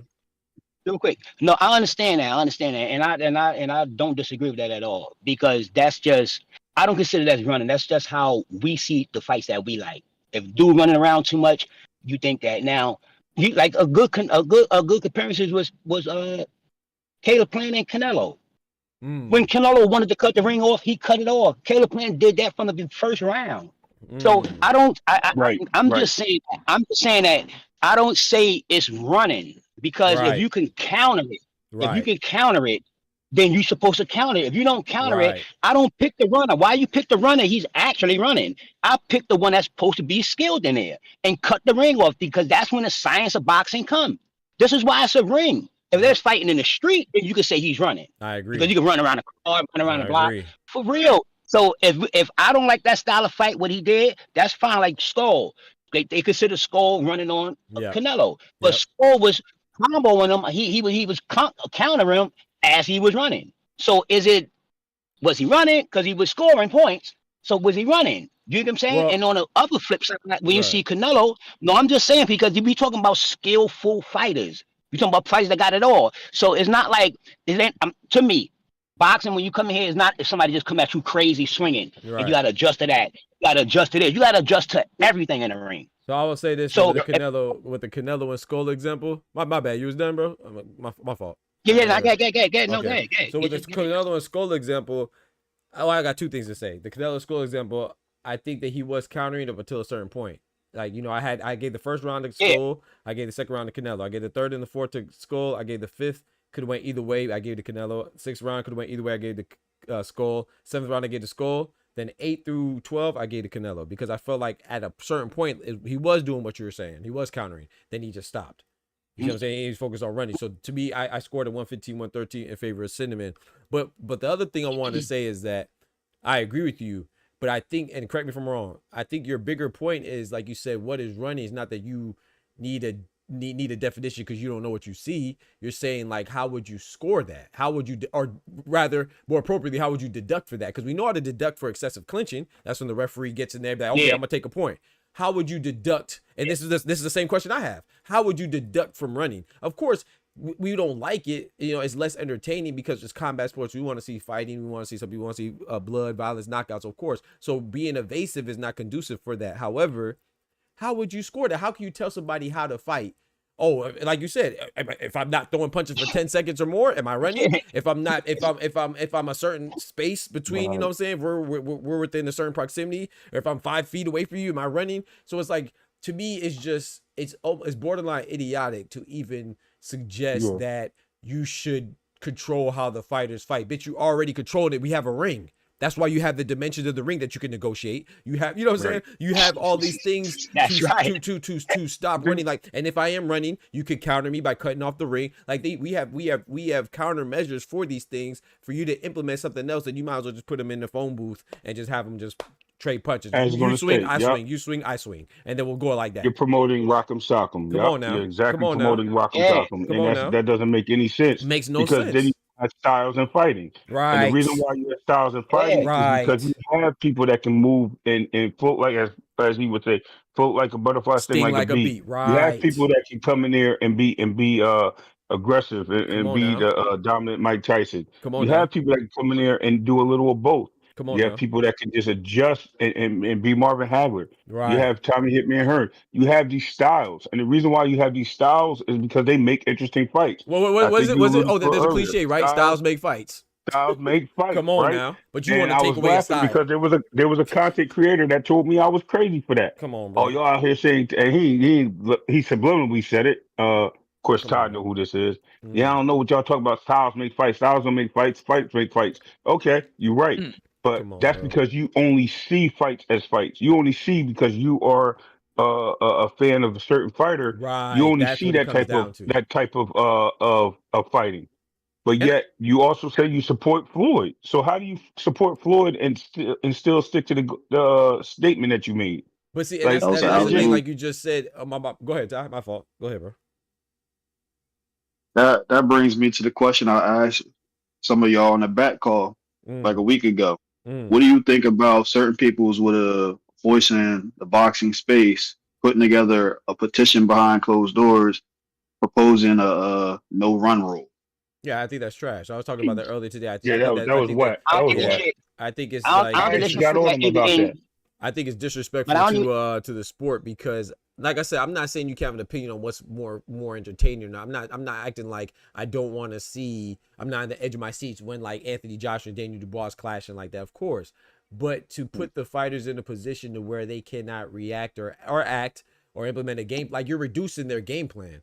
Like you know what I'm saying? Like you're stopping. You're saying that okay, bet I don't like this, so you shouldn't do this because I don't like it. Outside of not liking it, there's not really a reason for it. You know what I'm saying? It's like can Tim Duncan, I know it's different sports, but for example, Tim Duncan doesn't play like LeBron. Does Tim Duncan have no value? He doesn't belong in basketball because he's a big fundamental and people don't want to watch basketball. You know, right? Yeah. You can't tell me you can't name me the 3 best power forwards in history without mentioning Tim Duncan. He wasn't the most exciting to watch. The Spurs, as a whole organization, never one of the more exciting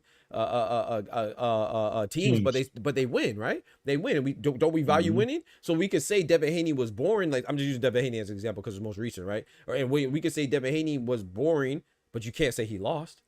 William Skull, you can say he was boring, but he lost. So my point is that he got reprimanded for it. You know, the result of his action of running was a loss.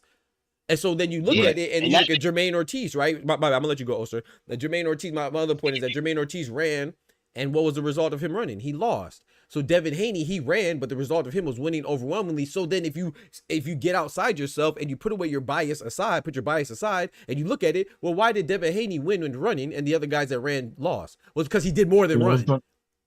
And before I should go, you have to add a nuance to it. You feel me? Come on, man. You just mentioned something, Doc. You just mentioned something. Why did Canelo? I mean, when Canelo fought Charlo, why did nobody criticize Charlo as much as just saying he was overwhelmed and shouldn't have fought that fight, as opposed to Devin, who they're saying is running? When Charlo clearly ran and avoided. There's an example of running right there. He avoided the contact. Facts. Go. And that's why I say that's why I say at the end of the day, well, to me, at the end of the day, it all boils down to the person that's actually looking at the fight and the style of fight that you like, and you see this. That's what it boils down to, because it's even fucked up they even put this in the universe with this running thing, because it's about to mess the whole boxing up. It's already a controversy when the judge stopped the fight. When the ref stopped the fight, people already got a controversy. Oh, he shouldn't have stopped it now. He shouldn't have. He still was ready. That's already the biggest controversy in boxing. And you're going to give the judges, now you're going to give the refs another thing to stop the fight, talking about running. So now let's say, for instance, if it was one of the situations, we're not bringing it up, say Tank situation, right? People say the ref like Tank. Imagine if it was a ref like that and you moving around the ring, could you actually stop the fight because you run it? Because if you get penalized for something, you could end up getting stopped. If you do the same thing and continue to do, like if you continue to hit somebody with a low blow, you'll get a point deducted. But if you continue doing it, you'll get disqualified. So what if you just continue running? Now they're gonna start stopping fights because you're moving around. It's gonna mess. It's gonna mess the end. So if you get stopped, say you get hit hard, and you know you get hit, you gotta move, man. You gotta get out of here for a minute. You shaking up right now, and I'm moving my. But that's my point. Oh, so it's like, and you're a SHAKUR guy. I'm a Tank guy. Yeah, their contrasting styles makes it interesting. If you just make it a even more confined space than the ring already is, and you penalize people for being evasive, because that's what running is being evasive. You just saying it more as disrespectfully as you can, right? So if we have them exchanging punches, who's going with SHAKUR? That's what makes it interesting. You're taking out of you're removing an element from boxing that makes more styles that makes it more appropriate for different styles to win and be successful. Like, I mean, as much as I like Tank, I don't want to see a bunch of tanks fighting each other all the time. Of course that'd be cool, but I want to see different styles and see how you can figure out a way to win despite not having power, figure out a way to win despite being flat-footed, figure out a way to win despite having weak hands. Figure out a way to win despite having a suspect chin. That's what makes it intriguing. Shout out to my guy. Give me a second real quick. Shout out to my guy Candy Slim, man. Yes, sir, man. He's renewing his membership. I appreciate that, bro. My boy committed to another 30 days. I'm not leaving. Said he's not going nowhere. He's right. I'm not fucking leaving. But it'll destroy boxing. If you take out, you're trying to play word semantics. If you take out running, you say running to me is footwork. That's what it is. Now you could consider it running. So if you take that out, you take out the footwork. So you clearly taking out the style. So it's not about styles no more. It's just rock 'em, sock 'em now, like you said. Comes from. Yeah. That's what slickness comes from. Bingo. That's where it comes from. Yeah, that's where it comes from. Yeah. That's the whole style of boxing. If you take that out, then you can't. It's no more style in boxing, like you said. We might have to go bare knuckle in here now and close the ring to to the bathroom and go ahead and do your thing. And they're gonna Spurs right there, Karma. I give you this hat. You can have it. I don't even wear it. Oh, let me hit Candy. Let me hit Candy Slim's question real quick, and then I'm gonna get back to you, Ray. He said, "Would a punch output per round make more sense?" Yeah, I think that'd make more sense. I still don't like it either because now you're saying, "Oh, you have to throw these punches." I think it's more, but I do think in Candy Slim's defense, he said both are silly. He did say both are silly in his opinion, but I would say to me that's something that's more what's the word, realistic. As far as having a metric, you know what I'm saying? What you gonna do? Count the steps? What you gonna do? Count the distance that you travel? You got what's the little watches that you have that tracks your steps? Or you gonna have that on them? Crazy. Yeah, I think the punch output. I think a punch output like okay, bet you have to throw 10 punches per round. That's more realistic to measure, but I still think that's trash. Because what if I only throw one punch? You know what I'm saying? And knock you out like a tank or like look at Beterbiev and Bivol. Bivol has no chance. If you put on the freaking no run, I'm not saying that he was running because he's more of an in and out fighter, but I'm just saying like say that you can't cover a certain distance in a round, then it's over. Why would I want to watch Bivol Beterbiev? That's why I want to watch it because they have contrasting styles. You see what I'm saying? So it's like I think Ray Davis said it's like why would I, or maybe Oster said it, but it's like why would I want to get hit by the big power? Why would I make it easier for the guy that's stronger to hit me? I want to nullify his advantages. I don't want to emphasize them. Like it doesn't make any sense. That's the whole purpose. The perfect point to that is I gotta work to get around your power. Why can't you work to get around my speed? Like talk to him. It is what it is, right? So at the end of the day, we always want to take these semantics and put them out there because again, our favorite fighter. Now, a perfect example is you actually mentioned the Jermaine Ortiz-Teofimo fight. I personally had Jermaine Ortiz whipping Teo's ass, but until he got the headbutt, and I thought he started putting on his back, his pedals and his track shoes at that point because I think the blood was getting in his eye and it made it harder for him to see. Now, do I think Teo did that on purpose? Absolutely, I think he did on purpose because he couldn't catch Jermaine. He couldn't cut off the ring. So what better way to do it? Than to hurt him in a way that you got to slow him down. I think there's a lot of action in these fights that we don't get appreciation to. Styles of fighting, the slickness of boxing is what makes the sport entertaining. Knockouts make the fights quick, right? It's just like, why do I pay money to see this guy get in the ring with you that I know I have a feeling you're going to win, but there's always that chance. We watch boxing, there's always a chance of the upset. Come on now. So why do I watch it for this chance of an upset if you're just going to go in there and knock them out in 2 rounds or 1 round or 3 rounds and you know what I mean? Or you're going to play with your food and take them to 6 rounds and you're just going and just knock them out like you did Frank Martin. Like we don't want to see that. We want to see entertaining fights. We want to see the things where, you know what I mean? Oh, I know. I don't see it. Okay. I just also don't mind seeing the other part too. You know what I'm saying? I don't mind seeing the other part too.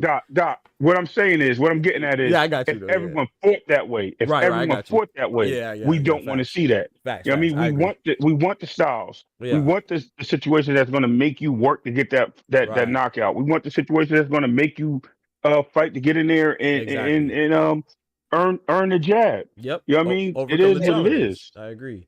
Makai, you want to go ahead, Oster, and then we're gonna let Makai get in there. I don't know if he it'd be a good, I think it'd be a good scenario. What's that? It would stop all this other, in particular with inside boxing. Why don't they, same way they do with the paying the money, they need to get the boxers together and talk to them and tell them before you'll get, this is the new thing. You'll get this money, but if they judge this fight for you to be running at the end, it ain't for the ref.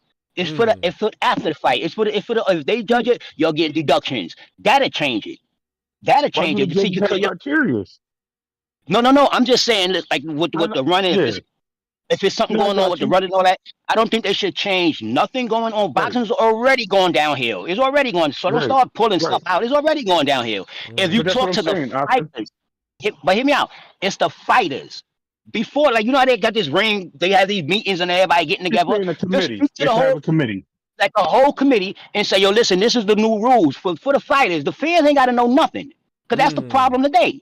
They ain't got to Right. know nothing. They They talk know to too the much. fighters. Right. Tell them, listen, this is the new memorandum. If y'all get in this ring for these little 30 million and all that, and if we judge, we as the commissioners, if we deem that you was not fighting the way you're supposed to fight and you was running around messing up the sport, you getting a deduction.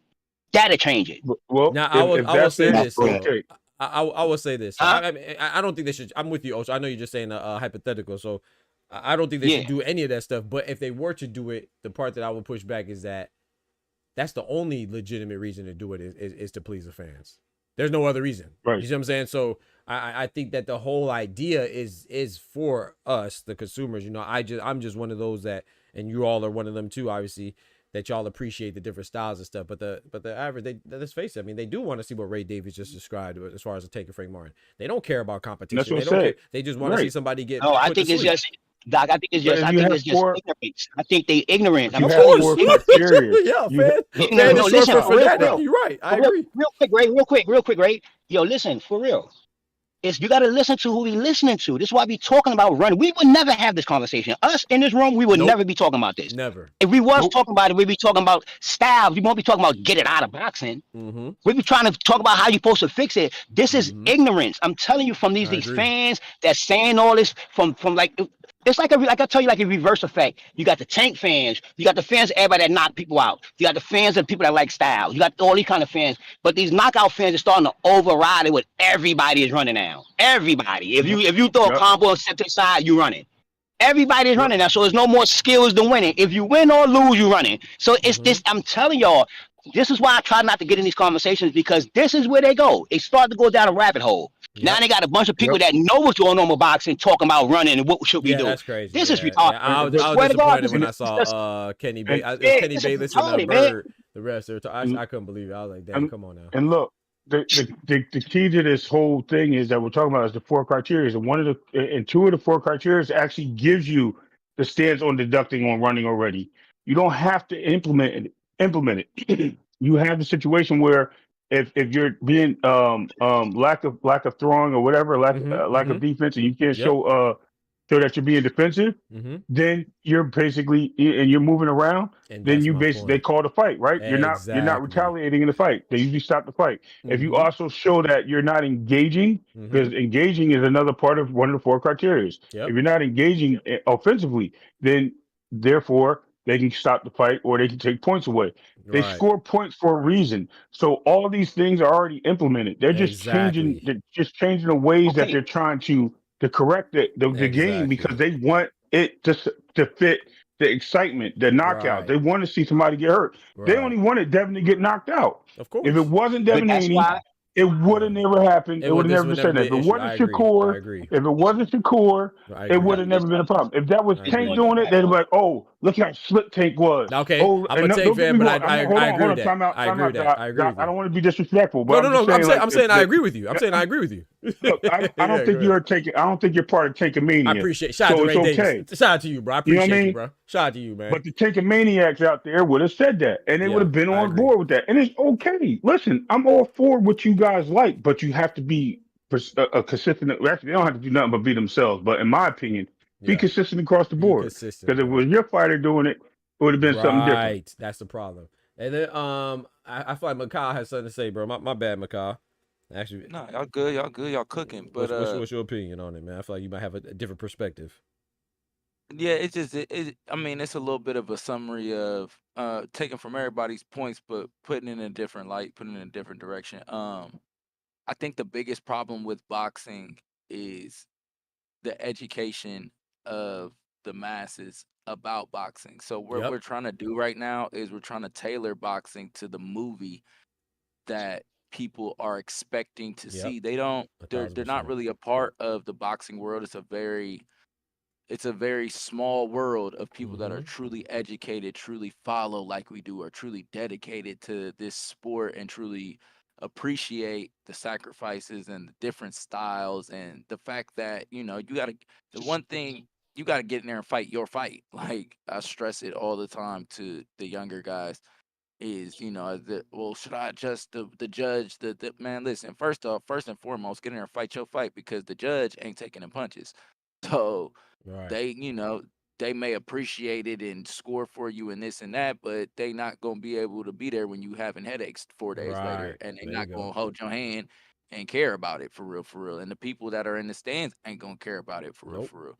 So I think that if we did a better job as hardcore fans, as pugilists, as fighters, of bringing people into the culture and educating them rather than trying to just please them, let's let's do a better job of bringing the boxing culture and to the masses. You know what I mean? And it's not that they might necessarily um become hardcore fans and start following like crazy, but Right. there'll be a different sentiment and a different appreciation because boxing isn't like any other sport. And I stress this all the time. It's part spectacle, it's part sport, and it's part entertainment. Yep. And so, I used to tell people sometimes they'd be like, "Oh, well, that was a bad fight." I said, "But you don't say that when the Giants play the Eagles and it's 6-10." Like, that wasn't really a super entertaining game, but you appreciate the game, and it was a defensive struggle and this and that. And it's like all of the sports are doing this. Basketball's doing that. And that's Yeah. why they've lost. Yes. They've lost. The older generation Yes. that they I don't watch this new basketball. Why? Because everything's a three No ball or a dunk. defense. Three Right. ball or a dunk. Three ball Right. or a No, dunk. because of LeBron. Say LeBron. I don't want to cut you up, but I'm just going to get that in. That's crazy. This man I just want playing to get one that in. person. I just want to get that in about that. Yes, that's right. That's the truth, though.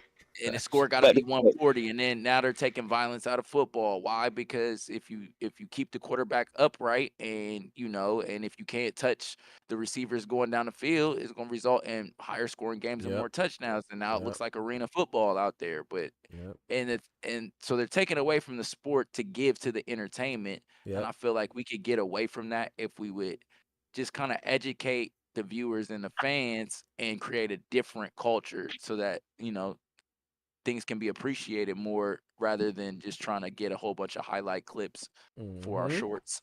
Exactly. Shout out to Macau, man. I'm gonna get Ty in here. Let me holler at Oscar real quick. Oscar said all the professionals going for this rule are gonna be cool with it until their fighter fights someone that can hit harder than them. I agree. That's the thing. Like, it's not about the actions, man. It's more about who's doing it. I'm not watching boxing no more. So yeah, I think that'd be terrible. But I agree with Macau though. Like he said, it's just we're seeing it in all sports. It's not just boxing where they're trying to they're putting emphasis on the entertainment part and forgetting about the fundamentals in order to get more attention and entertainment. I think it's watering down the sport, and I feel like boxing, if this comes to fruition, it'd definitely be another victim of that. So I think that'd be trash. I'm out of here. I'm out of here with Crawford.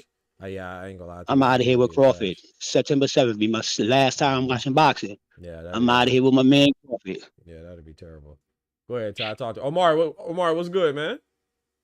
What's up? What's up, young? How's everything, man? How's school? I'm grades. It's cool. I failed 2 tests though. Come on, man. What we doing? Oh, hell no. What class you failed, bro? All right, Mari, you out of here at 8 o'clock now. You failing tests, you off here at 8 o'clock. I'm telling you. But What test was it? I mean, no buts. Anything behind but is bullshit. No buts. Anything behind but is bullshit. No buts. You out of here at 8. What's the subject, Omar? That's a fact. It was science and what's the other one? It's called science and math. Science and math. Those are two. I ain't gonna be mad at you about the math. I ain't gonna be mad at you about math. Those are 2 essential, man. If you need to holler at me, you can holler at me. I can try to help you. So yeah, just keep that in mind. But yeah, you got to get those grades up, man. Keep them grades up. But quick question. Yes, sir. I mean, it's not really running. Mm-hmm. I don't like running in boxing at all. Mm-hmm. But like Floyd Mayweather used to run around the ring. Mm-hmm. Used to dodge a few punches. It's not really running, but right. He get accused of running. You're Yeah, right. like- He got accused of running. Yeah, he got accused of running. I see every boxer. Mari, you 100% right. Because that's like you know what I'm saying. That's like all the boxers though. I've never seen a boxer in the ring that don't move around that ring. I've just never seen it. I've seen people. Right. No, go ahead, Oster. My bad. Go ahead. Yeah, now go ahead. You can cut it. Oh, That's no, it. because I was gonna ask Omari what was the question? It was no question. I was just. Oh, that was it. The running, but yeah, I mean, Yeah, but yeah. you're He right just said though. about the Like, running thing. Yeah. okay, so even with Tank, right? Tank And moves I'm a gonna let lot Ty in the beginning go. of plays. It's like I don't consider it running, like I said, but it's still movement, which is what it is, right? Tank was evasive when he fought Rolly until he stopped him. Tank was evasive. Like, he walked down Frank Martin, but he was evasive when he fought Pitbull. Was he not? So like every fight, right? Tank So got hella that goes footwork. back to what He got Oster hella is saying. footwork. Right, exactly. So it goes back to what Oster is saying and what Mikhail said. It's like you got to do what works for you, and everything that worked for in one fight may not work for the next fight. Look at Caleb Plant. Caleb Plant, he adapted in the middle of the fight against Trevor McCumbee. He was trying to fight at a range, then he fought in the phone booth, you know. So it's like if we implement a rule like that, I get the entertainment part, like you said, for the instant gratification and the TikToks and the highlights and the shorts and stuff. But it's like, man, you are handicapping these fighters, so now you only want one type of fighter. And it's gonna get. Yeah. I don't see how that's fun. You know, I mean, watch Power Slap. That's what Power Slap is. They stand in front of each other and take turns, and see who falls out first. Go watch Power. Like they have stuff for that. Yeah, but I don't think that is. I don't think that is. I'm keeping it on this illiteracy of boxing, and I'm not gonna let it pull me down with this running and this and that. This is just a styles of fighting. It's been like this since the ring opened. Since they opened the ring to have boxing, people have been doing the same thing. This would have been about moving around. Now, look, what could you say about? You say you want to see excitement, right? Mm-hmm. Tank got better footwork than 90% of the boxers in his division, and he's the most exciting fighter. So stop saying it's about entertainment, because he gives you the most entertainment. The way he fight now, nobody say, you know why? Because Tank knocked people out, so they don't even look at his footwork. They don't. I guarantee you, the average person ask him, do Tank got footwork? They'll be like, no, Tank got power. They won't say nothing about his other skills. And this is why I don't like to go down these rabbit holes. Because we're not talking from people that know boxing. We're trying to make it more entertainment. People been getting knocked out in the ring since the 20s. Like, for real. They've been running around getting caught since it's been like that. It's been like that, and I don't think that we should even. I'm not putting it in my brain, Doc, to even thinking about somebody's footwork is running. I'm not doing that. I'm just not going to do that. I'm just not. I'm not going to do it. I'm not mad at the conversation. I'm just mad at the timing, and I'm mad at people aren't really. They're masking what they truly feel. They don't. It's just another way. And like I said, I'm not even a big Devin Haney guy, but I like boxing and I respect Devin Haney. I love his prowess as a boxer. Right, I can never deny that, because I feel like that's an indictment on my fandom of the sport as a whole. So I think that Devin Haney is an easy target right now. You know, so Can I get the trash one time, Doc? Can I get the trash one time? I got you. For the kid. I got you, bro. Where's that? Hold on. There you go. Your fucking place. So, Trash. I think right now what people are they're just trying to get. I feel like everything is an effort to get Devin Haney out of boxing, man, or just shit. I don't even know if they really want. You know what's so funny? I don't even know if it's to get him out. They just want to trash him. You know, somebody boxing, especially boxing, you need somebody to trash, and Devin Haney's just the person that's being trashed right now. So people pick their stupidity, and they got a person, and they got somebody to run with, and they run it with him. Yeah, this is the bots. This is the crowd of bots online, the stupid bots. Yes. They got somebody, and they run it with them. And it's SHAKUR. another distraction though, because when we're talking about Haney running, you can't talk about the result because he won. So you have to talk about something else negative about it, and that's the running. You know, we're given somehow, some way. Once again, Ryan Garcia is getting less.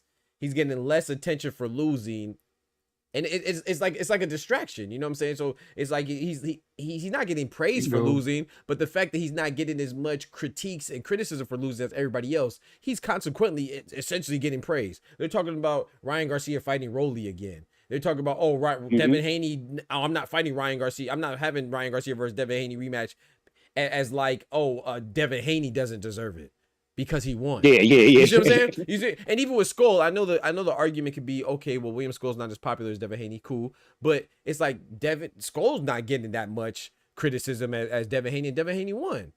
Jermaine Ortiz didn't get as much criticism, and Devin Haney won. You know what I'm saying? These guys lost, so I just feel like it's just all a distraction, man, and people just don't want to say what they really The feel. funny, They don't want Devin. They just want to shit on Devin Haney because that's a cool thing to do right now. and that's a fact though, because another funny point is that the same night, it's like you got Devin Haney, a big name in boxing, everybody expecting it, and you got Canelo, the biggest name in boxing. Two things happened this night, and they only focusing on one. Canelo threw the lowest punches of input that was they saw running around the media. Nobody's saying nothing about that at all. There's nothing wrong with that. There's nothing wrong with a low punch output at all. But there's something wrong with Devin Haney. They both won. And that's why, go to your point, I'm just saying, is that it could be a talking on Devin Haney. You know what I mean? Because it just could be a talking on Devin Haney on top of everything that's going on. That you're sticking with Devin Haney, and now you're trying to implement a new thing, and that's what I'm mad at. I don't even care about you picking Devin Haney as the scapegoat. You about to mess up the sport of boxing. That's what's messing me up. You about to you could pick the scapegoat, yeah. Right. That's the part, and and that's what I think is going to be the consequence of it. Because I mean, he's not the first person that's been called a runner, like you said. I mean, the face of boxing was called a runner. You know what I'm saying, Floyd? Which I think it was a erroneous assessment. You know, I think that was wrong, but because I don't think he ran. That's what he was called. You know what I'm saying? So my point is that we've seen people being called this before, but now all of a sudden it's a problem. It's coincidentally with the same person that had the problem with PED. You see what I'm saying? Like people, all of a sudden PEDs is controversial now. You know, PEDs has never been controversial in life, but all of a sudden PEDs are controversial. I'm trying to tell you. Not running is controversial. It's all with the same person. So that's what I'm saying. It's like they're attacking Devin Haney. It's like, bro, like I don't know. It's almost disturbing, bro. It's like it's crazy, bro. It is. Because well, let me hit the comments real quick. I'm gonna go back to you, Osa. Shout out to Oscar. He said, "I love Pitbull versus Fierro. Facts. And Hell Fierro, but I don't want to see it all." Exactly. Who wants to see that all the time? In fact, I was advocating for them not to fight again because that is dangerous. Them boys are beating the hell out of each other. Go ahead, Osa. Yeah, I just watched De Los Santos. And Rio fight they just had. That was a good fight. De Los Santos was rocking his ass, and he was trying to get away. Well, you see what I mean? How he was trying to get away. You said De Los Santos did him. He was trying to get away after he got hit. He was trying, right? He was trying. But he was on his ass, oh boy. When I tell you he was on his ass, he was on his black ass, boy. I'm telling you. Shout out to my guy BR. He says they don't like how Bill capitalized having money and speeding up the process. Shout out to BR. He said, have a successful boxing career. He used Floyd and social media to put the spotlight on Devin. That's why these boxers hate on them, because they get into money without having to go through that what most boxers have to go through. I mean, that might have something to do with it too. You know, yeah. I mean, that probably has a lot to do with it too. Pocket watching, hating. Yeah, maybe. But like I said, I just don't want to. Ain't nothing wrong with pocket watching. Go ahead, Ty. What you say? Ain't nothing wrong with pocket watching. Ty. You right about that. Ty. Ain't nothing wrong with that. Yeah, I hear pocket ain't watching. From the window. Ain't nothing wrong with that. Ain't nothing wrong with that. Something might slip out that pocket. I might need that. You heard me? Hey, out here pocket watching, man. It's crazy, bro. Let me hold some for the hoes get you, man. Right. All right, let me get my nasty take off real quick. Go ahead. I wholeheartedly agree with Mikhail and Ray Davis said earlier. I don't like how certain people that have a voice in this space get off these disingenuous, nasty takes just to get the hot take with a clip off when they know better. Like for some of the fans that's ignorant, I don't really hold that against them because they don't know no better. Because in the sport of boxing, they already have checks and balances in place with the rules, the criteria. Come on now. They got CompuBox, don't they? They count punches, so it's going to reflect in how many punches that you threw or didn't throw if you're running. So, like I say, I don't know. Go ahead. Even for the fighters themselves, it's a reason why your promoter has a say on the selection of who's going to be the ref. What judges they bring in. Come on now. Okay. A good promoter going to bring in a ref and some judges that's conducive to your style. Come on. We see it all the time. Come on now. But so, you know, the average fan don't know that. Yeah, the average fan don't know that. You're right. And I would say this too. I think, my bad, Ty, you were done? Nah, you go. I was going to add to that too. I think someone said it earlier. I don't know if it was Mikhail. I think it was Mikhail. About like educating the fans, right? And that is, I do. And that's why I try so hard to make sure I give accurate information. I'm going to get my opinion off too. Don't get it twisted. But at the same time, I try to give accurate information. I'm trying to know, at least do do a little bit of research, know the background of who's fighting and who this person is, especially the championship fights, right? But at the same time too, it's kind of like, and they talked about this, it's not just boxing fans, you know, it's just we happen to be talking about boxing, but it's basketball, everything, right? They say the best way to hide information is in the book or something, right? And not just that books are hiding, is because people find reading boring, and that's okay. But I think the translation is that, like, if what was it? It was LeBron's show. It was LeBron and JJ Redick, whatever show they had, right? And JJ Redick was talking about it one time. He was like, you know, we have segments where we talk about the X's and O's and what we see on these plays, and he said that those they garner the least amount of views. He said that's not a coincidence because people find that boring. They don't want to hear it. So it's like that saying, you can bring a horse to water, you can't force him to drink, right? So it's like you could put it out there, but they don't want to hear that. They want to hear the nonsense. They want to see the knock, which is not, there's nothing wrong with wanting to see. I mean, I want to see alley-oops too. You know what I'm saying? I want to see Anthony Edwards posterize three players. You know what I'm saying? I want to see that, but that doesn't deter me from my desire to also want to see, you know what I'm saying, the screen, the timely screen, or the nice pass that was set, or you know what I'm saying, or the nice inbound play. I want to see those too, but some people don't. You know, I'm not knocking them for that, but I am knocking the people who just want to see that. Bitch, the NBA is not the dunk contest. They have the dunk contest for that. So if you want to watch the dunk contest, watch the dunk contest and leave everything else alone. But how dare you try to change something because you want to see a 10-second TikTok clip of somebody getting knocked out every time there's a fight that ensues? That's on you. Don't try to take it away from me. You know what I'm saying? So, like you said, it's like an attack on boxing, bro. Like, that's not all I appreciate. It's gonna mess the sport up. Yeah, it's gonna mess the sport up, and I do agree. Like, I'm not oblivious to entertainment. Of course, Shakur's fights historically. I don't like to make an indictment on Shakur, but like fighters that don't have KO power, they're not gonna be as entertaining. You know, I mean, remember how when the first fight with Bivol and Beterbiev was postponed, he fought Malik Zanad. And he got a stoppage, and everybody was like so excited because they're not accustomed to seeing Bivol get stoppages.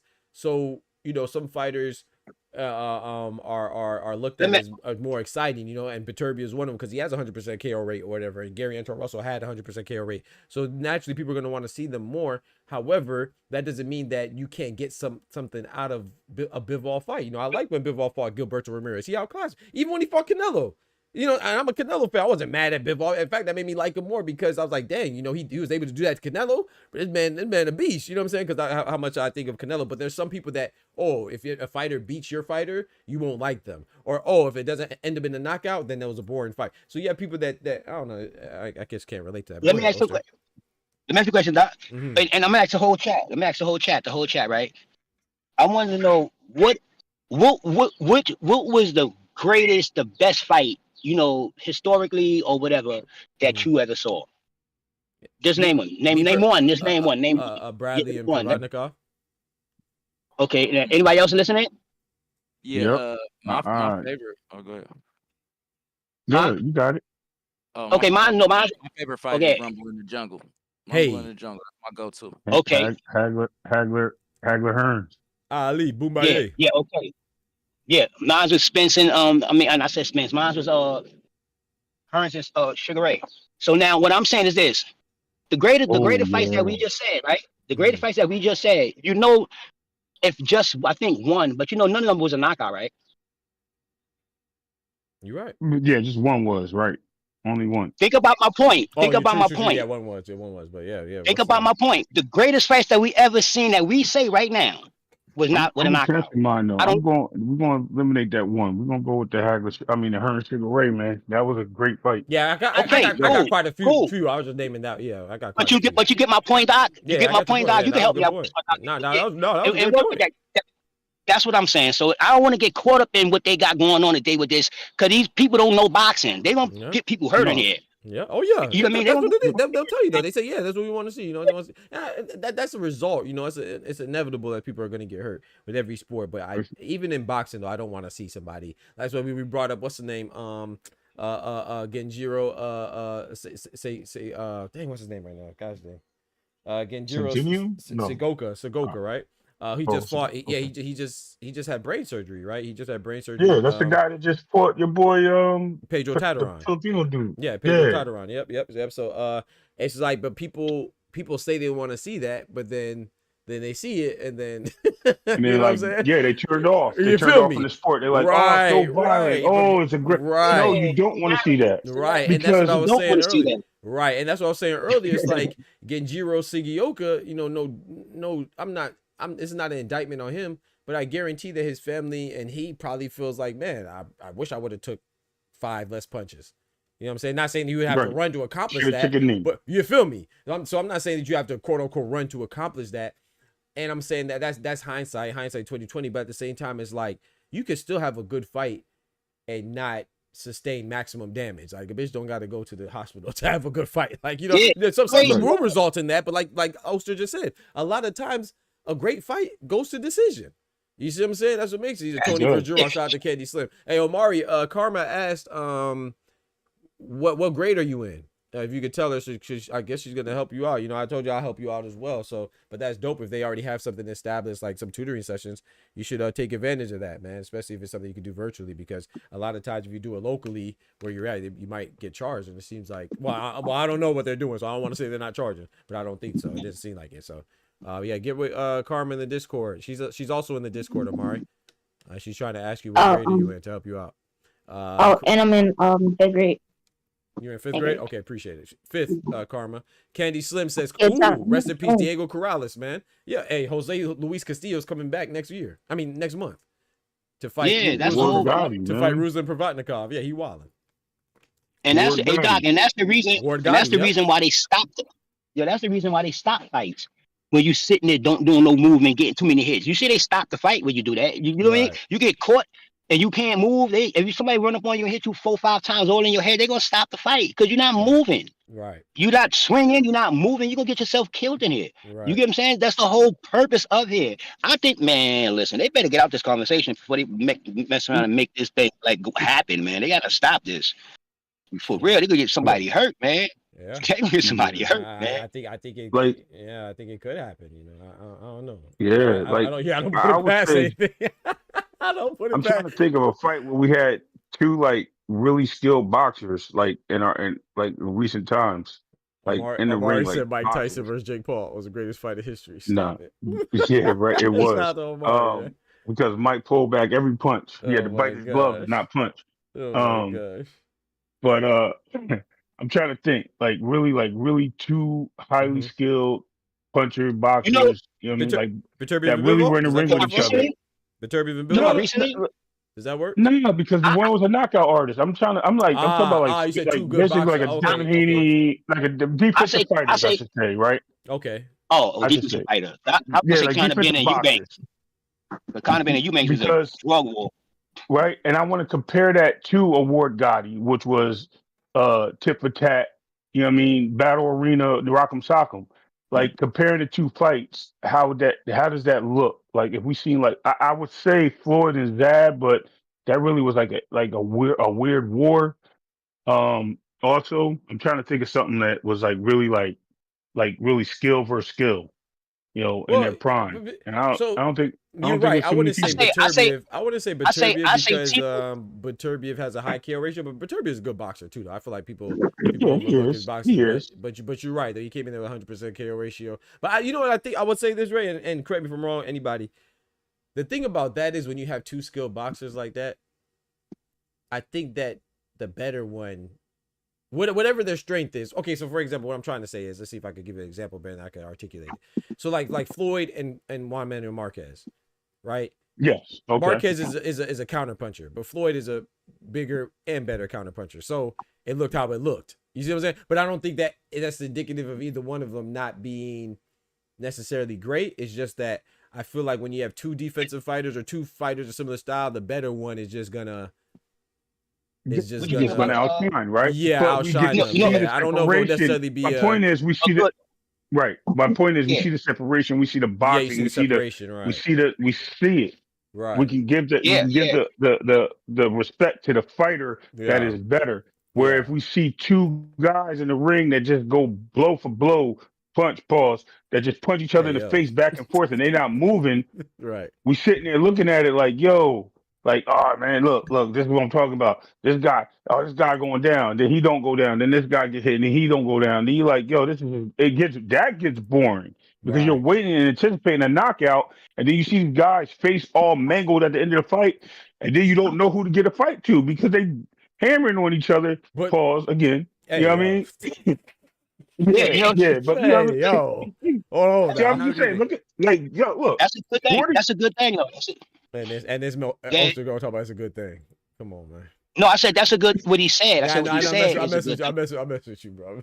I But you know know, what? I man. was That's talking. funny. You know, Tito. You know, is a good example. What he just said. I was trying to tell you, Tito and De La Hoya. That was a good example Yeah. of what he just said. Yeah, That fight. That was a good. Marquez and Antonio Barrero, babyface assassin. Yeah, but I would say this too, though. But I think the bigger point is what Ray is. Well, at least this is how I perceived it. I think the bigger point is not to have the same styles in there. And I think that's what right. So yes. so the best fights exactly. Exactly. So the contrasting styles are what make it the most interesting. Hence, Tank versus Shakur. You know, what's the other one? Beterbiev and Bivol. So yeah, so it's like we don't want to limit the amount of opportunities for contrasting styles to meet. But if we do that, then I mean, like I said, because sometimes a style, like I remember we was talking about the power, and power is the style. It's a style in fight. Yeah, that's where you got power. And sometimes, you know, you might meet somebody with hands like Shakur, but you can't hit him. And this fight, you'll be like, the fight is boring because you want him to knock him out. That's what you want in your head. That's why you came here. But when you see something different, but that's the whole sport of boxing. It's about unpredictability. You cannot predict it at all. You can train till you blue and come in the ring and get knocked out. It just happens in boxing. It happens. And they trying to take that out of boxing, so it's not going to have that excitement no more. I'm not, man. They better stop, man. I got to get like that. Like Wilder and Fury, like even Wilder and Fury, right? You got the big knockout artist of Wilder and the athletic guy, and then you got Tyson Fury, who is the better, more elusive guy. Fury running around the ring. Yeah, he's running around the ring. Nobody said nothing about Fury running around the ring. He's running around the ring all day, thinking he's Ali. He's running around. He's really running around the ring too. Nobody says nothing. So I guess heavyweights can move. Heavyweights can run around. They can do what they want to do. These rules don't go for no heavyweights, I guess. It's just for the ones that they like at the 135s and the 147s. That's what the running rules go to. So no, they don't go to the heavyweights. They crazy. Man, I don't know, bro. Yeah, it is crazy. At the end of the day, that's crazy. I'm about to hop off. I'm about to hop off real quick because I gotta go set up for another show. All right, bro. But at the end of the day, we have to look at it as they're never going to be satisfied, no matter what it is. It's only something to complain about because that's what bitches do. They complain. Yeah. Talk to him. Grab your sack and hold on to it tight and get your panties off, brother. That's all. That's fact. That's a fact, though. That's just do what you want, man. That's 100% fact. Yeah, bro. Shout out to Macau, man. Macau had to slide, so God bless him. Hey, shout out to Ray Davis, man. God bless you, bro, and enjoy your show, man. Turn up Claymore Rain. That's where you're going, I'm assuming? Yeah. Shout out to Ray Davis and Claymore Rain. And Omari, I didn't know you was on here. Excuse my language, my little brother. Excuse my language. My bad. Appreciate you, bro. All right, man. All right. God bless. All right, later. Yes, sir. All right, Ray. Be safe. Omari, no, he was saying he apologized for his language. I said, man, Omari. Oh, he good. Yeah. Yo, Ty, bro. But guess who won the fight? Jushu did. Not Segway or whatever his name is. Jushu won the fight. Sagawa. Yeah. Hey, you better make sure you win that. You better make sure you win that guy's dang next test. That's what you better make sure you win. I'm gonna shoot you run down on you. Yeah, man, shoot you run down on you, man. But yeah, get with Karma. Gotta take these tests for real. Take these tests for real, Omari. Yeah. I'm telling you, take them for real now, and you ain't gotta repeat them later on, because they're gonna come back to you. They ain't going nowhere.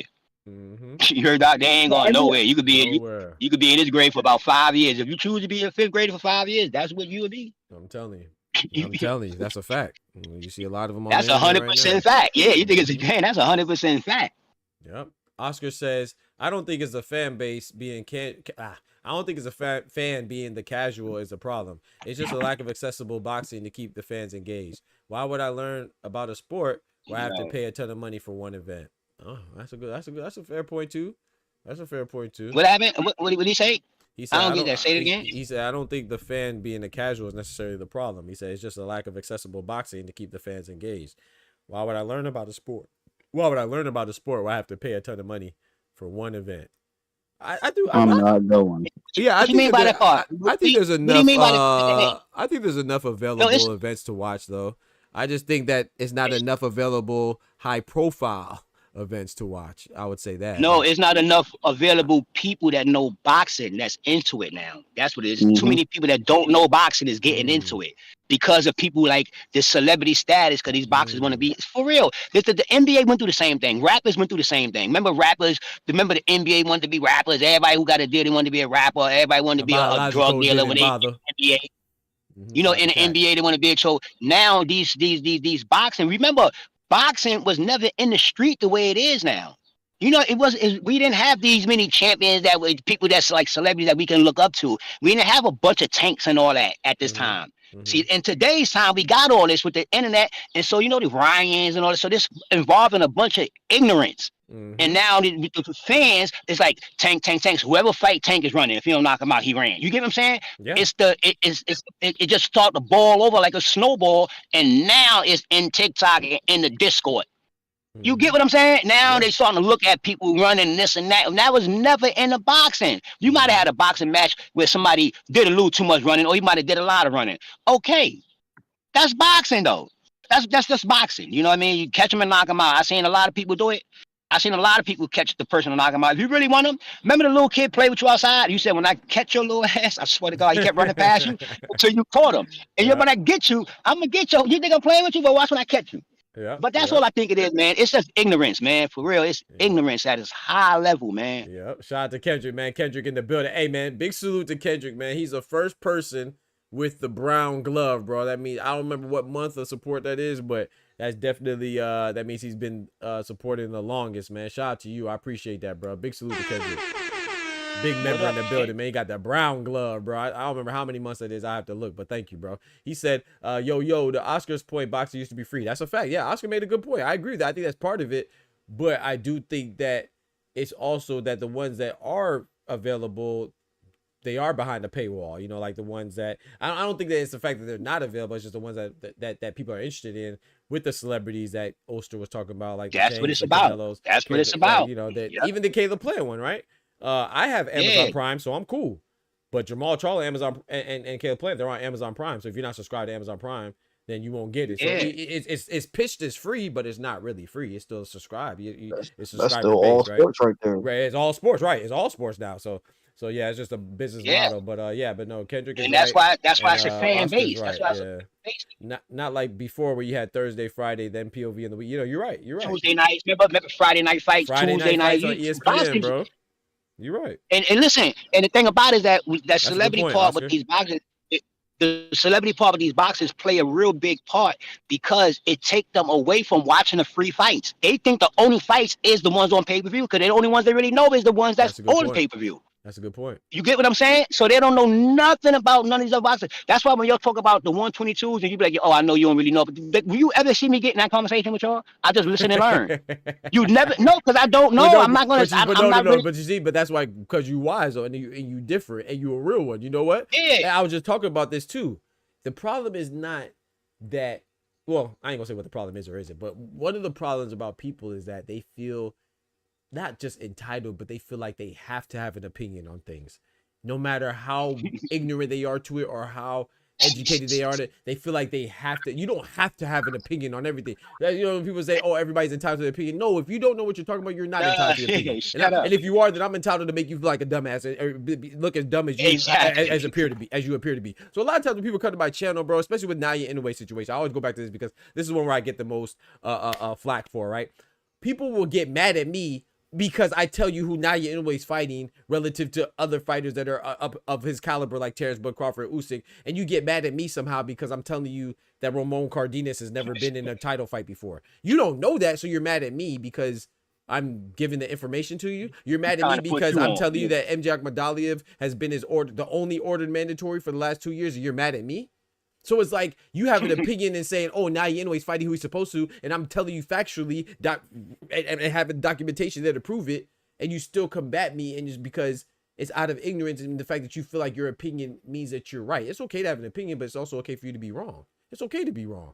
But like, so that's the thing right there. Like you just said, you're quiet about the 122 because you don't know. But then people would come in here and tell me who's the best at 122. Like the other guy the other day, he was telling me that somebody was good at something, and he told me it was somebody that wasn't even in the right division. But somehow he still knows more than me.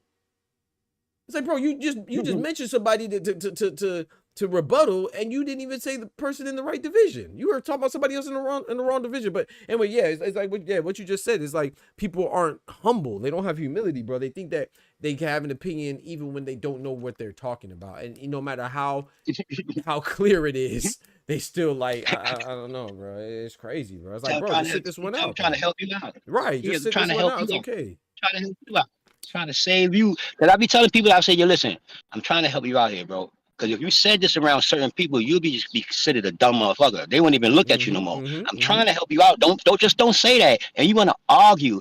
Okay, man, calm down, man. Calm down. But just listen. That's why Google is here now. That's why all you think you'll know something, right? So go to Google and then come talk to me. Stop talking because you got nothing behind. There's no clarity about what you're saying. You talk what the newspaper's talking about, like what the internet is talking about. And like I told you before, Doc, just ask them a question. After that, and they're gonna get hot. They gonna get tight. Just ask them one question. Yeah, get tight. Yep. You're right about that. You're right about that, man.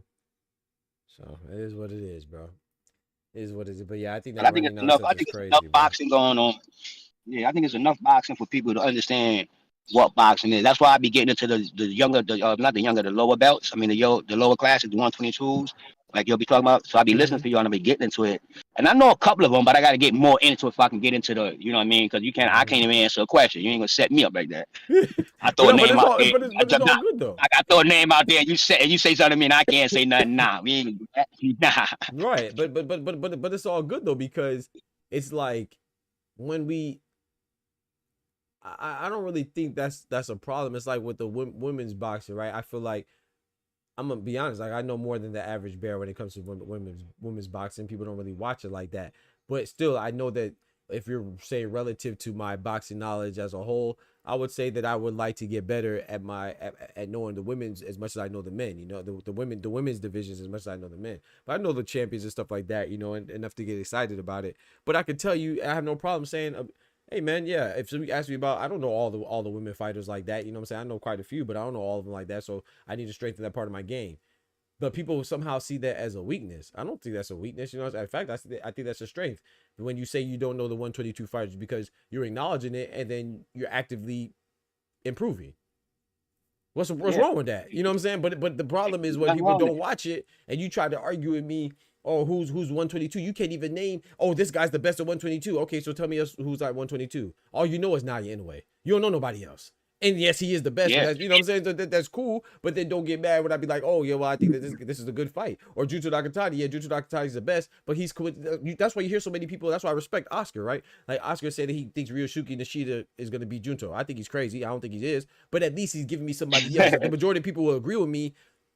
Because they don't know anybody else besides Junto Nakatani. Because Junto Nakatani is the only one that's been mentioned to fight Naya Inoue, and that's why they know him. But, you know, there's no real metric to say, oh, yeah, Junto Nakatani is better than Ryosuke Nishida or Yoshiki Takei or Seiya Susumi because they're all undefeated in the same division and they're champions. You see what I'm saying? So it's like, it's one thing to know the popular guy, but it's another thing to know the rest of the guys and really articulate why and explain why you think that it's the best. Like you said, just ask them a question. They can't tell you why they think he's the best. Oh, he's the best because he beat everybody. I mean, well, okay. He's the best because he in the paper. Every time I look on the internet, I see him. So I know he's the best. That's it. And there's nothing wrong with saying that, but, you know, I do think it depends on how you kick it. You know what I'm saying? Like you said, just ask them a question and see how they kick it. You know? It's cool. I tell people the best answer in the world is I don't know. If you don't know, that's the best answer in the world. I mean, for real, you don't act like you know. Just say I don't know. You probably will learn. Somebody might tell you what's going on. Hey, and you know what's crazy about that too? And just to go back on Naya, not to knock Naya. I'm just saying, you know, he's undisputed. So to me, once you're undisputed, you conquer the division, right? I think that's what that symbolizes. Canelo as well. But the difference between Cinnamon and Naya Inoue, the only person that we could really say that we really want, and correct me if I'm wrong, y'all, that we really wanted to fight is David Benavidez, who's no longer at 175, right? He literally, the interim champion, one of the interim champions, I believe, for WBA is Caleb Sweethand's plant. Canelo already beat him. Another top guy is Berlanga. He already beat him. Jaime Munguia, top guy, already beat him. Diego Pacheco and and Billy and Ozzy Iglesias, they're younger. You know what I'm saying? As far as how many fights they have, I think Christian Billy's like 30, but he doesn't have that many. He's just recently getting on the scene. But I think people would look at Canelo fighting him if he beats him. They just say they're inexperienced, right? With Nia, in a way, yes, he's undisputed. I think he conquered the division, but there's guys that he didn't fight, right? Like John Rio Casimiro. I'm not blaming him. I'm just saying they did fight. Elijah Pierce is another guy he could fight. You know, obviously MJ Medallion. But if I say, but his last 4 fights, he's fought guys that are relatively unknown. Ramon Cardenas, TJ Doheny, Yu Jun Kim. But if you say that, you know, they feel like you're attacking in a way. It's like, no, I'm just saying that there's other guys. That's why I don't mind him staying at 122. A lot of people say, oh, he has to go to 126 because he cleaned out the division. Yes, he's undisputed. That symbolizes that. But I'm cool with him staying at 122 because I'd be cool with him fighting Sam Goodman, Romero, John Rio Casimiro. Maybe not now. Casimiro kind of old now. He'd be bull jiving. But you know what I'm saying? I can give you other options that he could fight that I think were good matches. I think he wins, but they're good matches. But other people can't do that. So like you just said, it's like they would just say, oh, he's the best because he's up there. And I think he's the best for sure. Top 3 pound for pound. But they don't argue with me when we're talking about their stature in their respective I know. divisions. That's why I'm sitting there. I'm waiting for somebody to come out of the courtroom too. So I'll let me sit it because I know. They have to drive 80 plus every night, like you said. Yeah, thank Yeah, you. you're Welcome. talking about that. Yo, salutations, my guy. Legacy in the building. Salute, bro. My bad. Yo, somebody walked up on me. No, you good. No, you good. But yeah, man. So like this is what I was talking about right here. With this, it's called the Official Call podcast with Bird and Bayless. Yeah, with Kenny Bayless and what they call them again, Ty? What, BBL Bayless? BBL Bayless. Right, y'all were all. And Robert Bird, yeah, like I said. So they have a thing. I didn't finish watching it, as you can see here.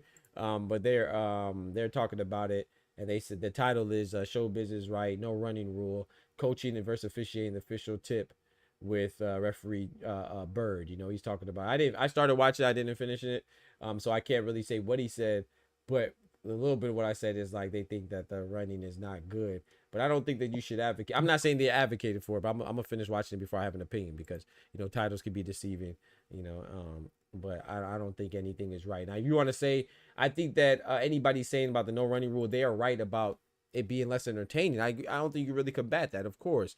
But entertainment, there's other ways to be entertained. Like Oscar said with Angel Fierro and Isa Pitbull Cruz, they were beating on each other. That was entertaining, but I find other fights entertaining too. I like to see when they implement a strategy and execute that strategy. I like to see, when people adapt. So there's different things that are entertaining. The most entertaining thing in a basketball court is probably an alley-oop, but that doesn't mean a crossover dribble ain't entertaining. That don't mean Steph Curry hitting consecutive threes ain't entertaining. That don't mean a floater isn't entertaining. Trae Young doing 5 foot whatever he is and still going in there in the paint with Giants doing a floater, or Kyrie, whatever he's doing. So there's other things that are entertaining. Knockouts are the most entertaining.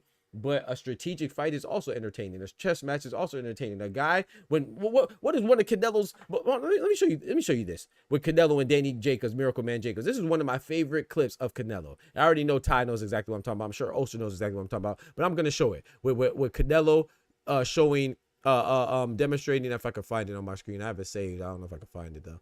But anyway, he was demonstrating his head movement. Immaculate. Here we go right here. Immaculate head movement. This ain't got nothing. He ain't throw a punch. And this was entertaining to me.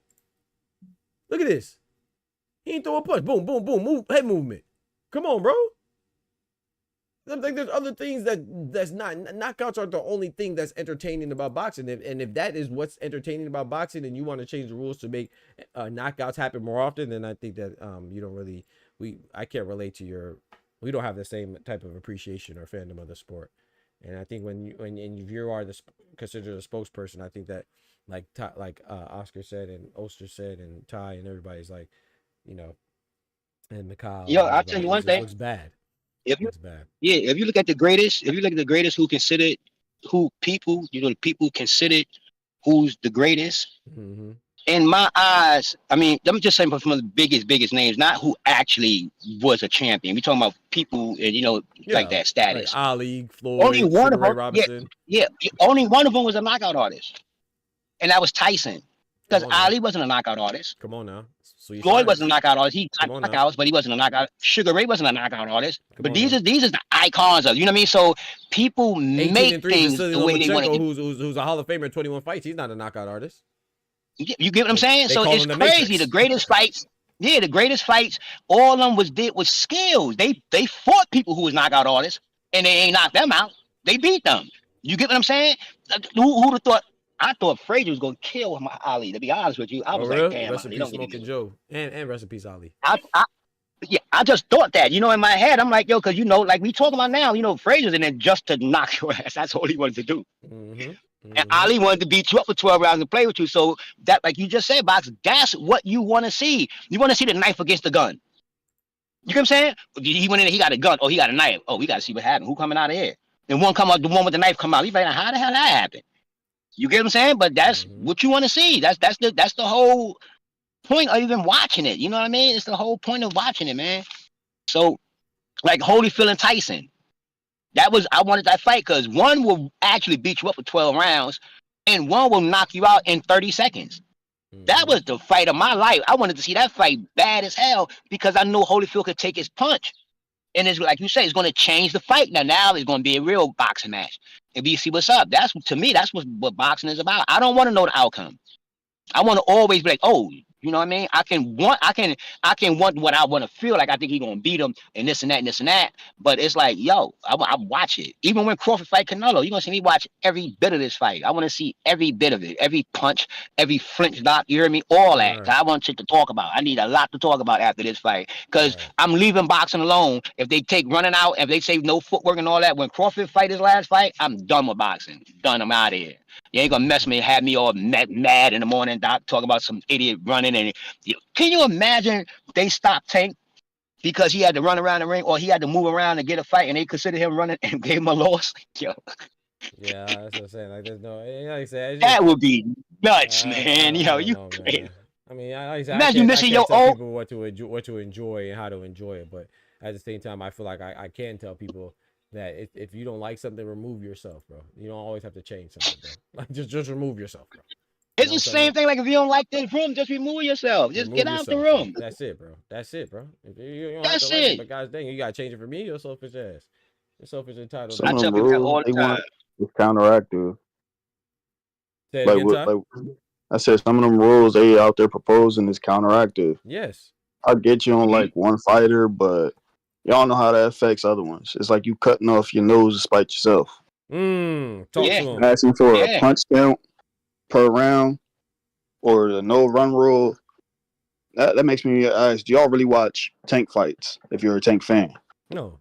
He's not fighting a full 3-minute round. He fights in spurts. Spurts, like real spurts. And he's not an output guy. So if you want to do that to, I guess, shade another fighter, look how it affects your fighter. Yeah, that's what I don't understand, man. I don't even know, like, but I mean, but like we talk about with Inoue and Tank and and Canelo and I mean everybody, Shakur, everybody's fans. They people don't necessarily want to see competitive fights. They just want to see their fighter win, which is cool. You know what I'm saying? But I want to see competitive fights, you know what I'm saying? Even at the risk of my favorite fighter potentially losing. But everybody not like that, I mean, that's how I get favorite fighters.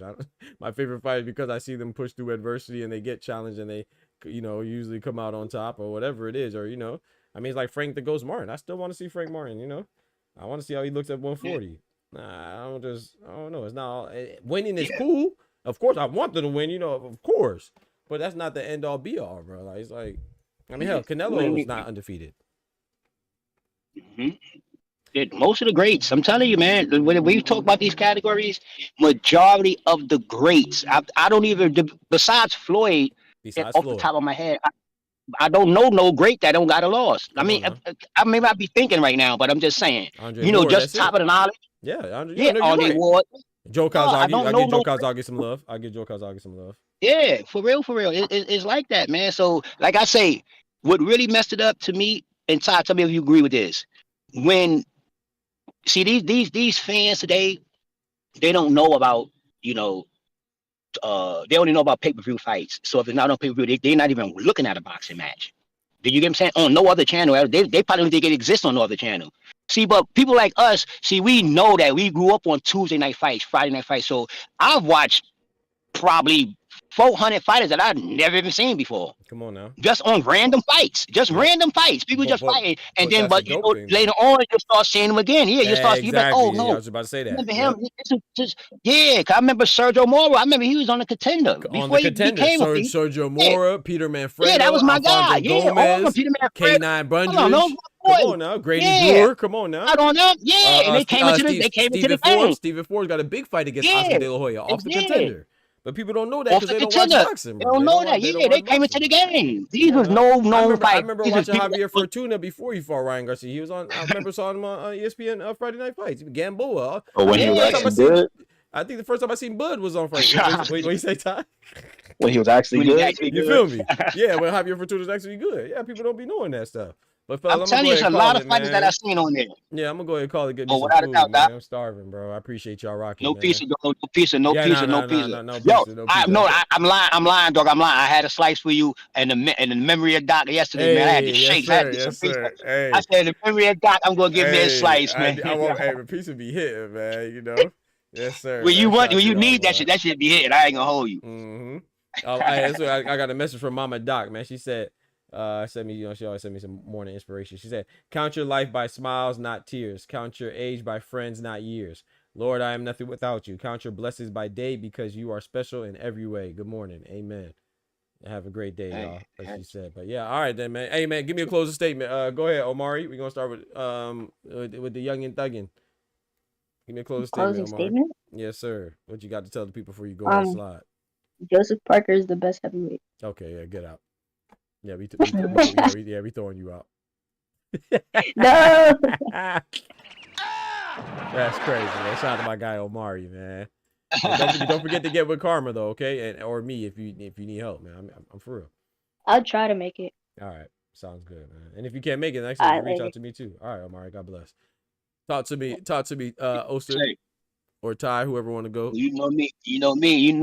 I've got two things to say today. One is. We can't let this little boxing thing get out. We gotta be the gatekeepers of this. We gotta really stop this because they're about to destroy boxing. It's already going down. And before it go down, you know me, gotta keep it in fruition. 11 and a half. Like I said, 11 minutes and a minute and 13, somewhere around that time, it should be over. Yeah. We gonna see, man. I got my boy Cinnamon, man, but I'm hearing some things, man. You know what I'm saying? Compliments of my boy Ty. You heard that? No. You heard that yesterday? You heard that yesterday? Yo, Cinnamon, I think his hand gonna hurt. He might pull an Errol Spence. I'm telling you. I gotta watch him in August. He might pull his eye might get messed up or something like that in training. You wildin'. Watch. Okay. Go ahead, Ty. Talk to me, bro. Man. Oster funny. We need to get boxing back to being boxing. Yes. Like I said before, I ain't mad at the casual fans. They don't know no better. We not arguing with them. Mm-hmm. It's the people that's supposed to be the orators or, the guys that's the tastemakers in boxing perpetuating these bad narratives. Mm-hmm. Like later on today, Showbiz is going on to tell his proposal for the no running rule. Oh wow! Yo, he get on my nerve. I meant to ask you that. He get on my nerve. That's funny. So tinfoil hat boys. I used to like Biz though, man. Oh, man. I used to like Showbiz. I'm not to cut you off, time my bad, but he get on my damn nerve. Is that where he's the originator? I'm assuming, right? Yeah, he's one of the people that's putting up. Well, he was the first name on the petition. Yeah, I bet. Because he's a. I mean, well, I ain't gonna say it because we on your shit now. We wait till we get on the regular chat. Yeah, appreciate it. We ain't never been no haters, but at the same time, no. Speaking of, bro, if you would disagree, if it's in the confines of boxing, that's not hating. If you would disagree, it's in the confines. It's just that do your thing. People have narratives. People have narratives a lot, and I be on people. I look on people join. I be looking around, and I be hating when you change up and you go in and out. I understand if you change your mind. Mm-hmm. I understand if you change your mind. Yes. Somebody talks to you, discuss something, and you change your mind. That's fine. Yep. But you need to state that. Just don't come the next day talking about something else like you just wasn't talking like this. Like that'd be crazy to me, man. For real, be a lot of them, man. But you know what? I'm gonna tell you one thing. Now I'm gonna keep it 100. Yes, I think it's Blue Blood. I think he kept it 100. And I like that because he was like, yo, he was talking about Crawford in the Canelo. And but he went back. And I'm glad he did that. He's like, you know something? I'm gonna tell y'all because I wasn't like this with Crawford. I'm going back to the Spence because I'm sitting there, I'm furious, Doc. I'm saying, come on, man. I hate men that go in and out. Like a man. I hate that. That's for chicks. You get what I'm saying? But now, and he was like, yo, I was a vivid fan of Spence. I thought that it was such and such and such and this and that. And I was talking down on Crawford, boom, boom. But he kept it 100. And I was like, you know what? I had to type, yo, you kept it 100, man. That's all I put. You kept it 100, blood. True story, though. You know what I mean? Because, you know what I mean? Because he kept it 100. But I don't like when you come up here as these moderators or as whoever you want to be, facilitators or whatever you want to be. You know what I'm saying? And you're trying to push a narrative.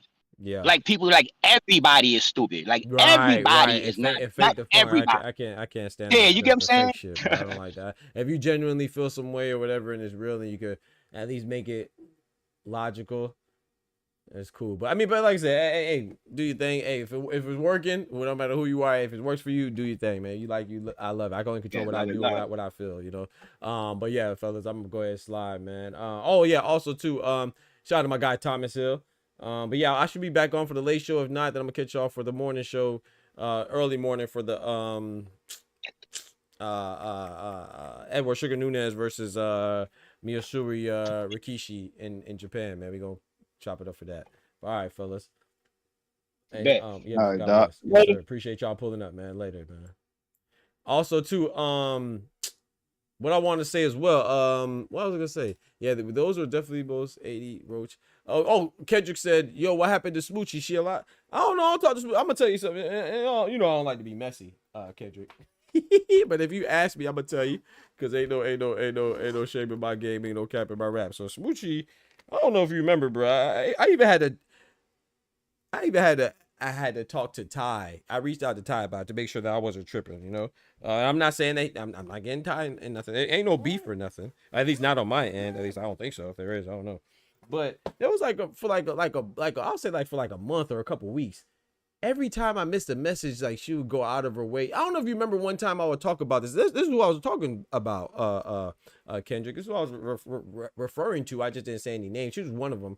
But like, remember when I was like, man, the channel's gonna grow. That's the whole point. We want to grow, right?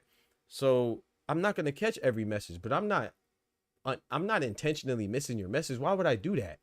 So at some point, you got to realize that if you are offended by me missing your message, it's kind of you. And you got to, at some point, you should, I'm not saying to thank me like that, but yeah, I'm going to say thank me because I made an environment to make you feel like you're going to be heard. And shout out to you, Kendrick. You said it. You say, yeah, I come here because I feel like I'm heard.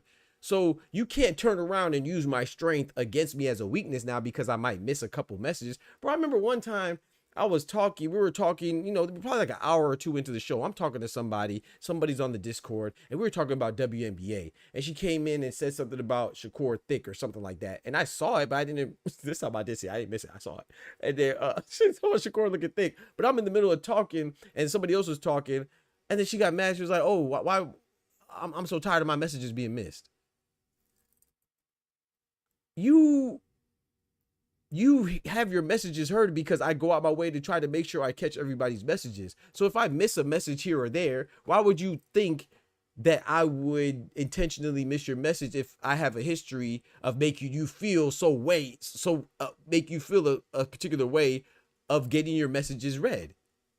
So that if I miss a message, instead of thinking like, dang, man, Doc might have just missed a message, or dang, Doc always catches my message, I'm gonna give him a pass for missing this message. Bro, it was like a span of like at least literally no bullshit. It was at least 2 or 3 weeks where like if I could catch 8 of her messages. If I miss one message, it's a problem. And you're a mod, and like you should be trying to. I mean, it's not your responsibility to help me grow or nothing like that, but at least you shouldn't be coming across like, oh, Doc misses messages. Like you making it seem like I just miss people's messages. Like, come on. And then you're saying nonsense. Shakur's thing. Like, that's funny. Don't get me wrong, but you would like, I would understand if I miss an important message or something. That's just one example. You see what I'm saying? That's just one example. But it's like, why are you getting mad about that? Like, I go out my way to, in fact, I need to start missing messages more. You know what I'm saying? But don't try to use something against me that's like, bro, you're in the channel because you are heard, and I do appreciate you. And I make you feel appreciated because I go out my way to do that. You know what I'm saying? So why would you, I don't know, maybe she was, like I said, I don't know, because I'm not talking trash. I'm not trying to talk trash. I'm just telling you what transpired because you asked. So it's like, yeah, bro, it's just like, come on, dog. Like, shout out to Ultimate Warrior. What's good? He said, what up, Mayates? Yo, we gonna get you up out of here, bro. I ain't gonna lie. He said, what up, Mayates? I don't know what's wrong with people, bro. You got to get a life, man. We gonna get you up out of this channel, though. But yeah, you can't be here talking that crazy crap. Unless you would call me that in my face, you know, and then we would see if you're really an Ultimate Warrior, or would you be dead like the Ultimate Warrior? Rest in peace, the Ultimate Warrior. I beat the shit out you. But shout out to Ultimate Warrior, though. You know, shout out to the ones on the internet that speak how they feel behind the keyboard, but wouldn't say that stuff in anybody's face. But yeah, man. But yeah, so I just thought that was crazy, Kendrick. You know, and it was like going on, and so let me ask you. Let me say this too to answer your question. I don't know what happened. You know, one time she said something like, I addressed it with her because she said something like, "Oh, I get treated. It's so weird how I get treated in this channel." And I said, and I saw it. I said, well, how do you get treated weird? Because I missed a message? I said, if anything, you're being weird. And that was the last interaction I had. Well, with Smoochie. So hopefully she's good, though. You know, I got love for Smoochie. I ain't got nothing against Smoochie. But as far as me, I'm not gonna, like, this is a channel. It's a boxing channel. And I feel like I do a very good job. Like I said, not trying to be conceited or anything, but I recognize when I do a good job. I think I do a very good job, especially relative to other channels my size, with addressing people's comments and giving everybody their attention. Like this goofy who just typed some racist stuff, I still gave him his attention. You see what I'm saying? So I'm very good at that, you know. And so for you to try to make it seem like, oh, the channel is about you. No, I don't go live to have a personal conversation with one person.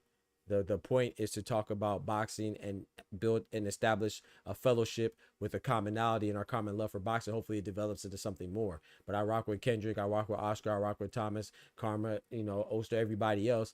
And unfortunately, I will miss your message every now and then. But you know what's crazy about that, Kendrick? Do you think that they catch all my videos? Do I come beating your door down and say, oh, I get treated wrong because you don't watch all my videos? No. It's love, you know what I'm saying? I appreciate it, but at the same time, I'm not going to be taken for granted either, because there is something, it's a two-way street, you know what I'm saying? I'm building an environment that you appreciate being in, and I appreciate you appreciating my efforts, you see what I'm saying? But some people, they are entitled and they feel like, oh, I don't know what they feel. I can't relate. But like I said, I'm not trash talking anybody. I'm just saying, you asked me what happened and that's what transpired. You said, sorry, nah, you're good, bro. Nah, that's a good explanation, because, you know, like I said, you don't know, I don't know. But yeah. So it wasn't like I cussed her out or we got in a fight. No, there's no beef on my end. I can't say how she feels. And hopefully she found another boxing channel and gives her more attention, I guess. Or whatever she's feel like she's lacking. You know what I'm saying? It's people are I don't know what people think, man. I'm gonna miss a message, but I trust me, I go around to other channels and I've seen a lot of messages. You know what's crazy? No snitching. I've seen some of the people that complain about their messages being missed get their messages missed otherwise. They don't say no. They don't say nothing, because that's a testament to how good I make how good I make you feel when you're here. So how dare you then try to flip that and use that against me like I'm not. And it was like, bro, I ignored it so long that, and true story, I asked Ty about it. And I'm not gonna say how you responded, you know what I'm saying? Because I don't want to get nobody in no beef or nothing like that. But I even sought outside sources, external sources. Because, you know, sometimes if you just consult with yourself, sometimes you be very, you only get your perspective. So I even saw other opinions and stuff like that too. Asked them if they noticed or what they think about that. And, you know, I was satisfied. And, you know, it's crazy too. YouTube has a built-in function, so somebody won't miss your chats, and that's a super chat. You know what I'm saying? So if it's really that important, then you can do that too. And I'm not saying that you have to do that to communicate with me. I think I proved that. But at the same time, you feel me? YouTube has a built-in function. So if you really don't want your messages missed, you can super chat that motherfucker. You know what I'm talking about? Am I right or wrong? Okay. So at the end of the day, if it's really that big of a problem and if it's really that important, then... But I'm not going to stop mid-conversation and acknowledge it. You better not miss my message. Whatever. You be ignoring me anyway. You know what I'm talking about? But it's all good. You know what I'm talking about? I'm finna go call it, man. And I appreciate you. I don't be sorry that you asked Kendrick. I think that was a good question. Because Smoochie is dope. I rock with Smoochie. You know, I ain't got nothing against her, but I'm not finna, you know, you always got to value yourself as well. Don't let anybody make it, you know what I'm saying? Yeah. You feel me? But yeah, man, I'm about to go ahead and call it, man. I might be back on for the late show. If not, it's because I'm going to save some of my energies for this gosh dang early fight with Eduardo Sugar Nunez. I think there was something else I wanted to mention before I got off, but I can't think of it. I got some topics. I'm going to drop some videos later, too, so be on the lookout for that. But I appreciate y'all rocking, man. Shout out to everybody that hit the panel, man. The panel was dope. He said, yeah, I ain't super chatting. I'd rather cash up. You two are 18. Yeah, facts. And that's but that's the thing, Kendrick. But if I say that, you see, I'm not even saying it like that. But I'm saying that there are ways, if you are that, if it's really that important, then there's ways that you could get around it. There's built-in protocols for that. So, but if I say that, then it's gonna say, oh, Doc's saying that, oh, if I respond to you, I'm only gonna respond to your super chat. But that's not what it is. Clearly, I'm talking with you back and forth. I don't think you ever super chatted. That's not a problem.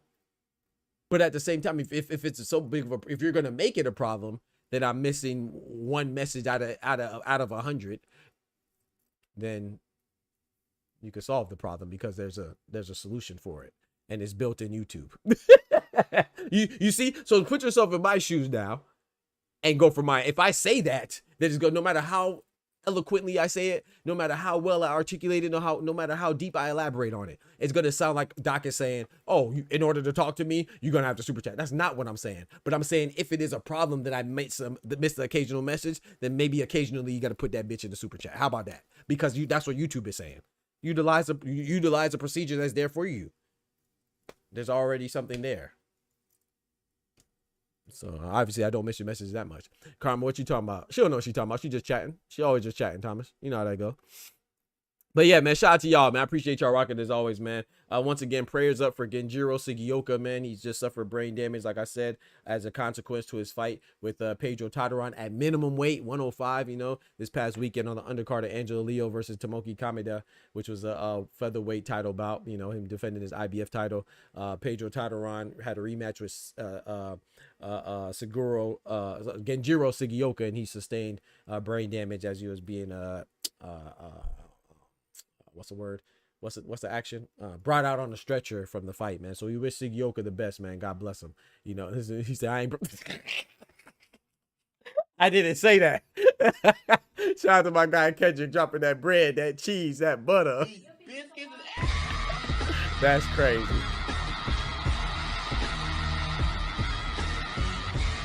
He said, all right, go, bitch. That's crazy. You miss Kendrick, man. Get out of here. You see, Karma petty, bro. You know, Karma be petty, boy. And then people talk trash back there, you know. June 8, 2 weeks ago before Junto was out, and just stop it, bro. Stop it, bro. I rebuke that in the name of Jesus. Don't you put that out there. Junto gonna knock out Ryosuke Nishida. Stop it, man. But yeah, y'all be easy, man. I appreciate y'all rocking as always, man. Shout out to y'all. Shout out to all the members, especially. Hey, man, means a lot, man. You know, we're going to try to get out.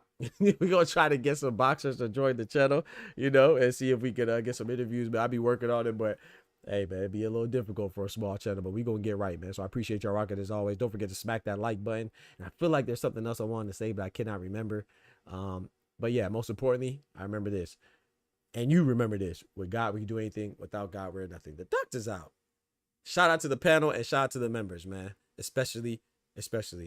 What the heck is my thing? Peace. Yes, sir. Peace. Y'all be easy. God bless. From the hood to college, both worlds they had. Oh, yeah. Happy Memorial Day. Happy Memorial Day, man. From the hood to college, both worlds they had to meet. 6 degrees between us, so cold, we're about to freeze. But we're Florida boys, hot takes, we bring the heat. We're moving the culture, the engineers to the streets.